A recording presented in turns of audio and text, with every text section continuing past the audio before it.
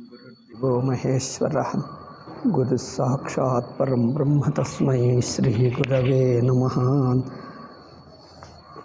जो सुमिरत सिद्धि होई गणनायक करिवर वदन करवु अनुग्रह सोई बुद्धि राशि शुभ गुण सदन मूक होई बाचालन पंगु चढ़ई गिरिवर गहनन जासु कृपा सदयालन द्रवगु सकल कलिमल दहनन नील सरोरुहस्यामन तरुण अरुण बारिजनयनन करौ मम उरधामन सदा क्षीर सागर शयनन कुंद इंदु समदेहन उमारमन करुणा अयन जाहि दीन परनेहन करवु कृपा मर्दन मयनन बंधवु गुरुपद कंजन कृपा सिंधु नर रूप हरि महामोहतम पुंजन जासु बचन रवि कर निकर। ओम नारायण नारायण।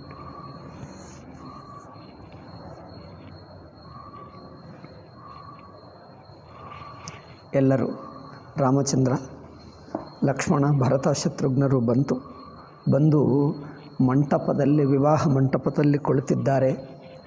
ನಂತರ ದಶರಥ ಮುಂತಾದವರು ಬಂದಿದ್ದಾರೆ, ವಸಿಷ್ಠ ಬಂದಿದ್ದಾರೆ. ಅವರೆಲ್ಲರನ್ನು ಜನಕ ಎಷ್ಟೋ ಪ್ರೀತಿಯಿಂದ ಭಕ್ತಿಯಿಂದ ಸ್ವಾಗತಿಸಿ ಅವರಿಗೆ ಪಾದ್ಯ ಅರ್ಘ್ಯ ಕೊಟ್ಟು ಅವರವರ ಆಸನದಲ್ಲಿ ಕೂರಿಸಿ ಎಷ್ಟೋ ಭಕ್ತಿಯಿಂದ ಕೂರಿಸಿದ್ದಾನೆ. ಇದಾದ ನಂತರ ಸಮವು ಬಿಲೋಕಿ ಬಸಿಷ್ಠ ಬೊಲಾಯೆ ಸಾದರ ಸತಾನಂದು ಸುನಿಯಾಯೇ. ಶತಾನಂದರು ಯಾರು? ಜನಕನ ಅರ್ಚಕ, ಪೂಜಾರಿ, ಪುರೋಹಿತ. ಅವರನ್ನು ಕರೆದು ವಸಿಷ್ಠ ಗೊತ್ತಾಯಿತು, ಈಗ ವಿವಾಹಕ್ಕೆ ಸಮಯ ಆಗ್ತಾ ಇದೆ, ಮುಹೂರ್ತ ಹತ್ತಿರಕ್ಕೆ ಬರ್ತಾ ಇದೆ.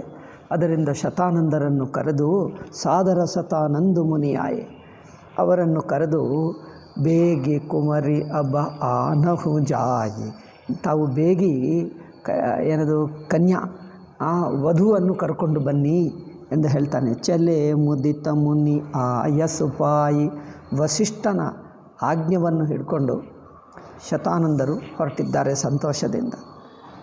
ರಾಣಿ ಸುನಿ ಉಪರೋಹಿತ ಬಾನಿ ಪ್ರಮುದಿತ ಸಖಿನ ಸಮೇತ ಸಯಾನಿ. ಹೋಗಿ ಶತಾನಂದ ರಾಣಿಗೆ ಹೇಳ್ತಾನೆ. ಜನಕನ ಪತ್ನಿ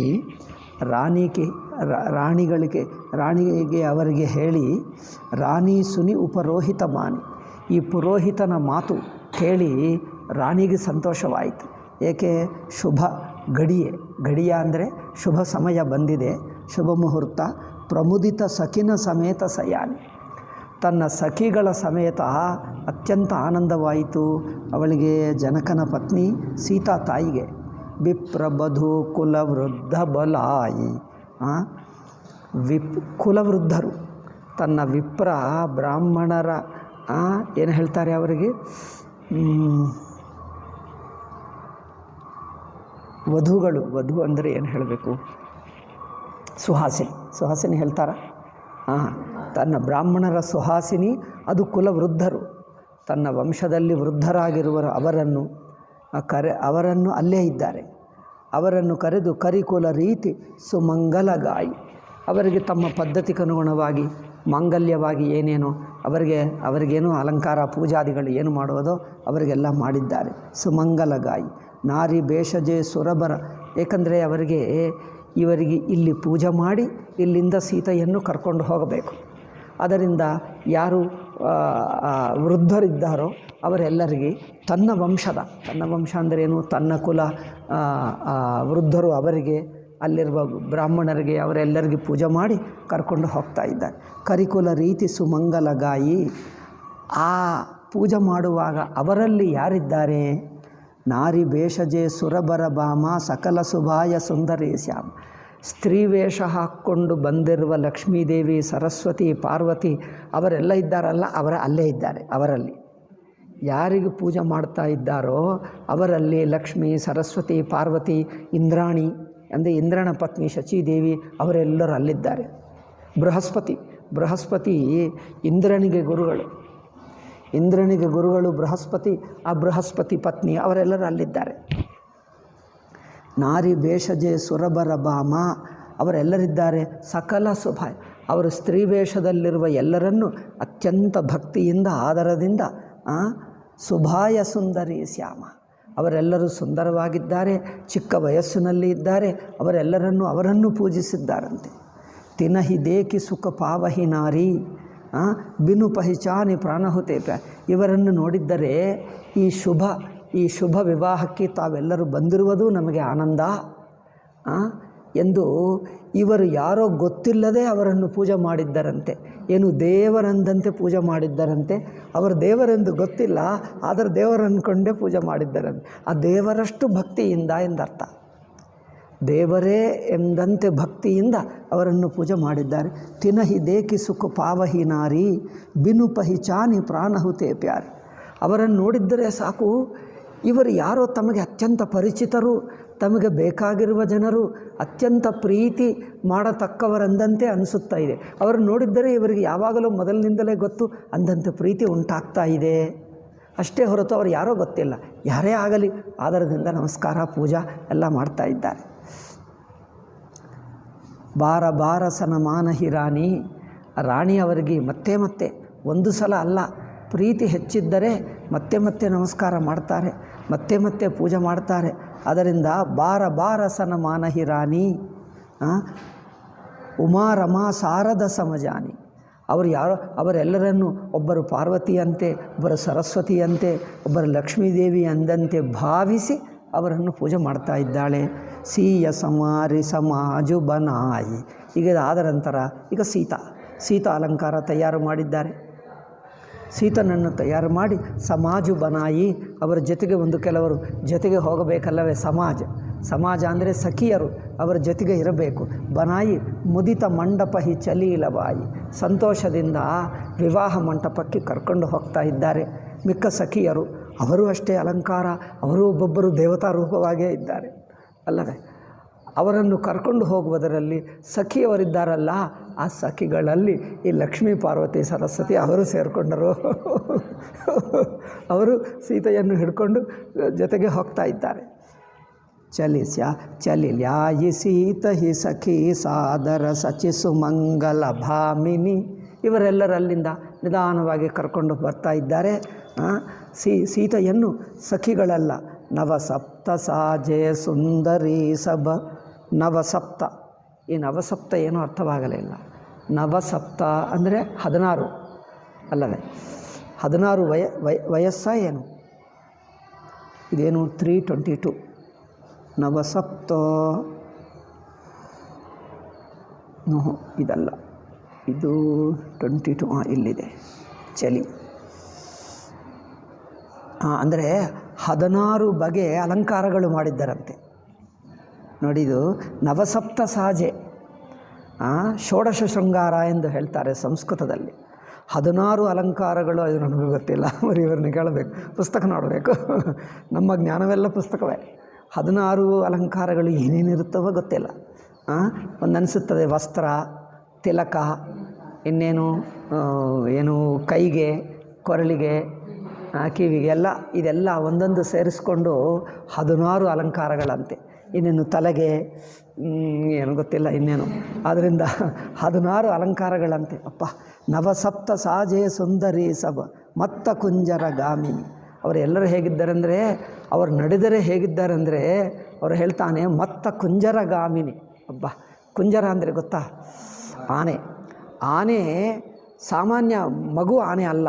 ಒಂದು ಮತ್ತ ಅಂದರೆ ಒಂದು ಏನು ಹೇಳ್ತೀವಿ, ಮದ ಬಂದಾಗ ಹೇಗೆ ನಿಧಾನವಾಗಿ ಒಂದೊಂದು ಹೆಜ್ಜೆ ಇಟ್ಟು ನಡ್ಕೊಂಡು ಹೋಗ್ತಾ, ಒಂದು ರಾಜನ ಹಾಗೆ ನಡ್ಕೊಂಡು ಹೋಗ್ತದೆ ನೋಡಿ. ಇವರೆಲ್ಲರೂ ರಾಣಿ ಹಾಗೆ ನಡ್ಕೊಂಡು ಹೋಗ್ತಾ ಇದ್ದಾರಂತೆ. ಮತ್ತ ಕುಂಜರ ಗಾಮಿನಿ ಕಲಗಾನ ಸುನಿ ಮುನಿ ಧ್ಯಾನ ತ್ಯಾಗಹಿ ಅವರ ಕಂಠಧ್ವನಿ ಎಷ್ಟು ಸುಂದರವಾಗಿದೆ ಅಂದರೆ ಸುಂದರವಾಗಿ ಹಾಡ್ತಾ ಇದ್ದಾರಂತೆ. ಆ ಕಂಠಧ್ವನಿ ಎಷ್ಟು ಸುಂದರವಿದೆ ಅಂದರೆ ಮುನಿಗಳು ಧ್ಯಾನ ಮಾಡುವ ಮುನಿಗಳಿಗೆ ಡಿಸ್ಟರ್ಬ್ ಆಗ್ತದಂತೆ. ಅವರು ಮುನಿಗಳಿಗೆ ಧ್ಯಾನ ಮಾಡುವ ಋಷಿಗಳಿಗೆ ಮುನಿಗಳಿಗೆ ಆ ಧ್ಯಾನವೂ ಡಿಸ್ಟರ್ಬ್ ಆಗುತ್ತದಂತೆ. ಅಂದರೆ ಅವರ ಕಂಠಧ್ವನಿ ಅಷ್ಟು ಸುಂದರವಾಗಿದೆ. ಅಷ್ಟು ಸುಂದರವಾಗಿ ಹಾಡ್ತಾ ಇದ್ದಾರಂತೆ. ಕಲಗಾನ ಸುನಿ ಮುನಿ ಧ್ಯಾನ ತ್ಯಾಗಹಿ ಕಾಮ ಕೋಕಿಲ ಲಾಜಹಿ. ಕೋಕಿಲ ಕಾಮದೇವನಿಗೆ ನಾಚಿಕೆ ಆಗ್ತಾ ಇದ್ದಂತೆ, ಕೋಕಿಲಕ್ಕೆ ನಾಚಿಕೆ ಆಗ್ತಾ ಇದ್ದಂತೆ. ಇವರ ಕಂಠಧ್ವನಿ ಕೇಳಿ ಕೋಕಿಲಕ್ಕೆ ಅನಿಸುತ್ತದೆ, ನನ್ನಂಥ ಕೋಕಿಲ ಇನ್ನೊಂದು ಹಾಡ್ತಾ ಇದ್ದಾರೆ, ಯಾರು ಇವರು ಅಂದ್ಕೊಂಡು ಕೋಕಿಲಕ್ಕೆ ನಾಚಿಕೆ ಆಯಿತಂತೆ, ಕಾಮದೇವನಿಗೆ ನಾಚಿಕೆ ಆಯಿತಂತೆ. ಅವರು ಅಷ್ಟು ಹಾಡ್ತಾ ಇದ್ದಾರೆ ಅಂದರೆ ಅಷ್ಟು ಸುಂದರವಾಗಿದೆ ಎಂದು ಅರ್ಥ. ಅದಕ್ಕೆ ಅಲಂಕಾರಿಕ, ಇದು ಉಪಮಾಲಂಕಾರ. ಉಪಮಾ ಉದ್ದೇಶ ಸುಂದರವಾಗಿದೆ, ಹೆಚ್ಚಾಗಿದೆ ಎಂದು ಅರ್ಥ ಅಷ್ಟೇ. ಕಲಗಾನ ಸುನಿ ಮುನಿ ಧ್ಯಾನ ತ್ಯಾಗಹಿ ಕಾಮ ಕೋಕಿಲ ಲಗ ಲಾಜಹಿ ಮಂಜೀರ ನೂಪುರ ಕಲಿತ ಕಂಕನ ತಾಲ ಗತಿ ಬರಬಾಜಹಿ. ಮಂಜೀರ, ನೂಪುರ, ಕಲಿತ, ಕಂಕನ, ಕೈಯಲ್ಲಿ, ಇನ್ನೇನು ಸೊಂಟಲಿನಲ್ಲಿ, ಕಾಲಿಗೆ, ಮತ್ತು ಎಲ್ಲೆಲ್ಲೋ ಮೈಯಲ್ಲಿ ಬಗೆ ಬಗೆ ಗಜ್ಜೆಗಳಿರುತ್ತವಲ್ಲ, ಅದೇನು ಮಂಜೀರ ನೂಪುರ ಮಂಜೀರ ಅಂದರೆ ಇಲ್ಲಿ ಕೈಗೆ ಕಟ್ಕೊಳ್ತಾರೆ, ಇಲ್ಲ ಕೈಗಿರುತ್ತದೆ, ಕೈಗಿರುತ್ತದಂತೆ, ಆಯಿತು. ಸೊ ಬಗೆ ಬಗೆ ಗಜ್ಜೆಗಳು. ಸೊ ಮಂಜೀರ ನೂಪುರ ಕಲಿತ ಕಂಕಣ ಇದು ಇಲ್ಲಿ.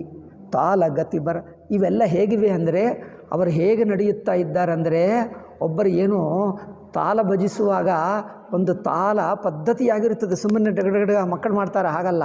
ಒಂದೊಂದು ಅದೇನು ತಾಲಕ್ಕಿ ಒಂದು ಇರುತ್ತದೆ ನೋಡಿ ತಾಲ, ಆ ಲಯ ಹಾಗೆ ತಾಲ ಆಗ್ತಾ ಇದ್ದಂತೆ ಅವ್ರು ನಡೆಯುತ್ತಾ ಹೋದರೆ ಅಂದರೆ ಅದು ಅಭ್ಯಾಸ ಮಾಡಿದ್ದಾರೆ, ಅವರು ಮೊದಲಿನಿಂದಲೇ ಅಭ್ಯಾಸ ಆಗಿಬಿಡ್ತದೆ, ಗೊತ್ತಿಲ್ಲ. ಅಂದರೆ ಅವರು ಚಿಕ್ಕಂದಿನದಿಂದ ಅಭ್ಯಾಸ ಮಾಡಿರ್ತಾರೋ ಏನೋ, ಅದರಿಂದ ಒಂದು ಹೆಜ್ಜೆ ಇಟ್ಟರೆ ಮತ್ತು ಇನ್ನೊಂದು ಹೆಜ್ಜೆ, ಮರಿದಿಟ್ಟಾಗ ಇದೆಜ್ಜೆ. ಇವರೇ ಅಲ್ಲ, ಮಿಕ್ಕ ಜನರು ಇದ್ದಾರಲ್ಲ, 10 ಜನರು ನಡ್ಕೊಂಡು ಹೋಗ್ತಾ ಇದ್ದಾರೆ. ಒಬ್ಬರು ಮುಂದೆ ಒಬ್ಬರು ಹಿಂದೆ, ಆದರೆ ಶಬ್ದ ಲಯ ಬರಲ್ಲ. ಎಲ್ಲರೂ ಒಂದೇ ಸಲ ಹೆಜ್ಜೆ ಇಡಬೇಕು, ಒಂದೇ ಸಲ ಹೆಜ್ಜೆ ಎತ್ತಬೇಕು, ಒಂದೇ ಸಲ ಅಂದರೇನು, ಒಂದು ಮಿಲ್ಟ್ರಿಯವರು ಡಾನ್ಸ್ ಮಾಡ್ತಾ ಹೋಗ್ತಾರೆ ಇರ್ತಾರೆ ನೋಡಿ, ಹಾಗೆ ಹೋಗ್ತಾ ಇದ್ದಾರಂತೆ. ಸೊ ಮಂಜೀರ ನೂಪುರ ಕಲಿತ ಕಂಕನ ತಾಲ ಗತಿ ಬರ ಬಾಜಹಿ. ತಾಲ ಲಯಬದ್ಧವಾಗಿ ಹೇಗೆ ಮಾಡ್ತಾರೋ ಹಾಗೆ ಹೋಗ್ತಾ ಇದ್ದಾರಂತೆ. ಸೋಹತಿ ಬನಿತಾ ಬೃಂದ ಮಹು. ಆ ಸ್ತ್ರೀ ಸಮುದಾಯದಲ್ಲಿ ಸೀತಾ ಎಷ್ಟು ಶೋಭವಾಗ್ತಾ ಇದೆ ಅಂದರೆ, ಸೀತಾ ಸೋಹತಿ ಬನಿತಾ ಬೃಂದಮಹು ಸಹಜ ಸುಹಾವನ ಸೀಯ. ಸಹಜ ಸೌಂದರ್ಯವಾಗಿರುವ ಸೀತಕ್ಕೆ ಯಾವ ಅಲಂಕಾರವೂ ಬೇಕಾಗಿಲ್ಲ ಅಂತೆ. ಏಕೆಂದರೆ ಸಾಕ್ಷಾತ್ ಲಕ್ಷ್ಮೀದೇವಿ, ಸಾಕ್ಷಾತ್ ಪರಮಾತ್ಮ ಸ್ವರೂಪಿಣಿ. ಅವರಿಂದಲೇ ಪ್ರಪಂಚದಲ್ಲಿ ಅಲಂಕಾರ ಹುಟ್ಟಿದೆ. ಜನರು ಅಲಂಕಾರ ಏಕೆ ಹಾಕ್ಕೊಳ್ತಾರೆ? ಇದೆಲ್ಲ ಲಕ್ಷ್ಮೀದೇವಿ ತಾನು ತನ್ನ ಕೆಲವು ಅಲಂಕಾರಗಳು ಭೂಲೋಕದಲ್ಲಿ ಬಿಸಾಕಿದ್ದಾರೆ. ಇವರೆಲ್ಲರೂ ಹಾಕ್ಕೊಂಡು ತಾವು ಲಕ್ಷ್ಮೀದೇವಿ ಆಗಬೇಕು ಎಂದು ಹಾಕ್ಕೊಳ್ತಾರೆ ಅಷ್ಟೇ ಅಲ್ಲವೇ? ತಾವು ದೇವಿ ಆಗಬೇಕಲ್ಲವೇ? ತಾವು ಲಕ್ಷ್ಮೀ ಪಾರ್ವತಿ ಆಗಬೇಕು. ಅದು ಸೃಷ್ಟಿಯಲ್ಲಿ ಈ ಅಲಂಕಾರಗಳೆಲ್ಲ ಯಾರು ಸೃಷ್ಟಿ ಮಾಡಿದ್ದಾರೆ? ಪರಮಾತ್ಮ ಅಂದರೆ ಪರಮಾತ್ಮ ತನ್ನದೇ ಮಾಡ್ತಾನೆ. ಅದರಿಂದ ಪರಮಾತ್ಮ ಸೃಷ್ಟಿ ಮಾಡಿದ್ದು ತಾವು ಹಾಕ್ಕೊಂಡು ತಾವು ಪರಮಾತ್ಮನೇ ಆಗಬೇಕು. ತಾವು ಪರಮಾತ್ಮನೇ ಆಗಬೇಕಲ್ಲವೇ? ಅದಕ್ಕೋಸ್ಕರ ಅದೆಲ್ಲ ತಾವು ಅಲಂಕಾರ ಮಾಡಿಕೊಂಡು ತಾವು ಪರಮಾತ್ಮನೇ ಆಗೋದಕ್ಕೆ ಪ್ರಯತ್ನ ಮಾಡ್ತಾರೆ. ಇದು ವ್ಯತ್ಯಾಸ ಏನೆಂದರೆ, ಇವರು ಆ ಪರಮಾತ್ಮ ಸೃಷ್ಟಿ ಮಾಡಿರುವ ವಸ್ತುಗಳು ಹಾಕ್ಕೊಂಡು ಇವರು ಪರಮಾತ್ಮ ಆಗ್ತಾರೆ. ಅವರೇನು ಸಾಕ್ಷಾತ್ ದೇವಿ ಸೀತೆಗೆ ಹೊರಗಿನಿಂದ ಹಾಕ್ಕೊಳ್ಳಬೇಕಾಗಿಲ್ಲ, ತಾನೇ ಆ ಅಲಂಕಾರ ಅಲ್ಲವೇ? ತಾನು ಸೃಷ್ಟಿ ಮಾಡಿದ್ದೇ ಅಲಂಕಾರ, ಇನ್ನೊಬ್ಬರು ಅಲಂಕಾರ ಮಾಡಿಕೊಳ್ತಾರೆ, ತಾನೇ ಅಲಂಕಾರ. ಏಕೆಂದರೆ ತನ್ನಿಂದಲೇ ಅಲಂಕಾರ ಹುಟ್ಟಿತು. ತಾನು ಅಲಂಕಾರ ಮಾಡಿಕೊಂಡಾಗ ಸುಂದರಿ ಆಗಲಿಲ್ಲ, ತಾನು ಇರುವ ಸ್ವರೂಪದಿಂದಲೇ ಅಲಂಕಾರಗಳು ಹುಟ್ಟಿವೆ ಅಲ್ಲವೇ? ಮರಗಳಿಗೆ ನೋಡಿ ಹಸಿರು ಇರುತ್ತದೆ, ಮರಗಳಿಂದ ಹಸಿರು ಎಲೆ ತಗೊಂಡು ಇಲ್ಲಿ ನಾವು ಏನು ತೋರಣಗಳು ಎಲ್ಲ ಕಟ್ಟಿ ಆ ಹಸಿರು ಸುಂದರವಾಗಿದೆ. ಆ ಎಲೆಗಳಿಗೆ ಹಸಿರು ಎಲ್ಲಿಂದ ಬಂತು? ಅದು ಪ್ರಕೃತಿ ಸಿದ್ಧ, ಅದು ಯಾರು ಕೊಟ್ಟಿದ್ದಲ್ಲ, ಅದು ಸಹಜ. ಸೂರ್ಯನಿಂದ ಬೆಳಕು ನಮಗೆ ಬರುತ್ತದೆ, ಸೂರ್ಯನಿಗೆ ಬೆಳಕು ಯಾರು ಕೊಟ್ಟರು ಅಂದರೆ ಸೂರ್ಯನ ಸಹಜ. ಹಾಗೆ ಪರಮಾತ್ಮನಿಂದ ಸೀತಾದೇವಿಯಿಂದ ಅಲಂಕಾರಗಳು ಹುಟ್ಟಿ ಎಲ್ಲರಿಗೆ ಕೊಟ್ಟರು. ಏಕೆ ಅಂದರೆ ನೀವೆಲ್ಲರೂ ಸೀತೆ ಆಗಬೇಕು ಎಂದು ಅವರು ಅಲಂಕಾರ ಸೃಷ್ಟಿ ಮಾಡಿದ್ದಾಳೆ. ಪ್ರಪಂಚದಲ್ಲಿ ಅಲಂಕಾರಗಳು ಏಕೆ ಸೃಷ್ಟಿ ಮಾಡಿದ್ದಾರೆ? ನೀವೆಲ್ಲರೂ ಅಲಂಕಾರಗಳನ್ನು ಧರಿಸಿ, ಇವೆಲ್ಲ ಸೀತಾ ಅಂದರೆ ಪರಮಾತ್ಮನ ಸೃಷ್ಟಿ ಮಾಡಿರುವ ಅಲಂಕಾರಗಳು ಧರಿಸಿಕೊಂಡು ನೀವು ಪರಮಾತ್ಮ ರೂಪರೇ ಆಗಿಬಿಡಿ ಎಂದರ್ಥ. ಆದರೆ ಸೀತಾದೇವಿಗೆ ಅಲಂಕಾರಗಳು ಹೊರಗಿನಿಂದ ಹಾಕ್ಕೊಳ್ಳಬೇಕಾಗಿಲ್ಲ. ಹೇಗೆ ಸೂರ್ಯನಿಗೆ ಬೆಳಕು ಯಾರೋ ಕೊಡಬೇಕಾಗಿಲ್ಲ, ಬೆಂಕಿಗೆ ಬಿಸಿ ಯಾರೋ ಕೊಡಬೇಕಾಗಿಲ್ಲ, ಈ ಮರ ಗಿಡಗಳಿಗೆ ಹಸಿರು ಯಾರು ಹೊರಗಿನಿಂದ ತಂದು ಕೊಡ್ತಾರಾ? ಅಲ್ಲಿಂದಲೇ ನಮಗೆ ಹಸಿರು ಬರುತ್ತದೆ, ಅದಕ್ಕೆ ಹಸಿರೇನದು ಸಹಜ. ಹಾಗೆ ಸೀತಾ ಸಹಜವಾಗಿ ಅಲಂಕೃತರಾಗಿದ್ದಾರೆ, ಅವರಿಗೆ ಯಾರೂ ಅಲಂಕಾರ ಮಾಡಬೇಕಾಗಿಲ್ಲ. ಸೋಹತಿ ಬನಿತಾ ಬೃಂದಮಹು ಸಹಜ ಸುಹಾವನಿಸೀಯ. ಸೀತಾ ಹೇಗಿದ್ದಾರೆ? ಸಹಜವಾಗಿದ್ದಾರೆ, ಸುಹಾವನ ಅಂದರೆ ಅದು ದಿವ್ಯವಾದ ಪವಿತ್ರವಾದ ಅಲಂಕಾರ. ಅಲಂಕಾರಗಳು ಎರಡು ಬಗೆ ಇರುತ್ತವೆ. ಒಂದು ಲೌಕಿಕ ಅಲಂಕಾರ ಮೋಹ ಮಾಡುತ್ತದೆ. ದಿವ್ಯವಾದ ದೇವತಾ ಅಲಂಕಾರ ಮೋಹ ಮಾಡಲ್ಲ. ನೋಡುವವನಿಗೆ ಮನಸ್ಸು ಪವಿತ್ರ ಮಾಡ್ತದೆ. ಶುದ್ಧ ಭಾವ, ಪವಿತ್ರ ಭಾವ, ಪೂಜ್ಯ ಭಾವವನ್ನುಂಟು ಮಾಡ್ತದೆ. ಪವಿತ್ರ ಅಲಂಕಾರವನ್ನು ನೋಡಿದ್ದರೆ ಅದಕ್ಕೋಸ್ಕರ ನಾವು ದೇವಿಗೆ ಎಲ್ಲ ಅಲಂಕಾರ ಎಷ್ಟು ಮಾಡ್ತಾರೆ ನೋಡಿ. మరి ಜನರು ಅಲಂಕಾರ ತಪ್ಪು ತಿಳ್ಕೊಳ್ತಾರೆ. ಲೌಕಿಕರ ಅಲಂಕಾರ ಮಾಡಿದ್ದರೆ ಎರಡು ಬಗೆ ಇರುತ್ತದೆ. ಮೋಹಬುದ್ಧಿ ಇರುತ್ತದೆ, ಅಭಿಮಾನದಿಂದ ಮಾಡಿಕೊಳ್ತಾರೆ, ಒಂದು ಪೂಜ್ಯ ಭಾವದಿಂದ ಎರಡು ಬಗೆ ಇರುತ್ತದೆ. ದೇವಿಗೆ ಮಾತ್ರ ಅಲಂಕಾರಗಳೆಲ್ಲ ತನ್ನ ದಿವ್ಯತ್ವ ದೇವತಾ ಸ್ವರೂಪವನ್ನೇ ತೋರಿಸ್ತವೆ.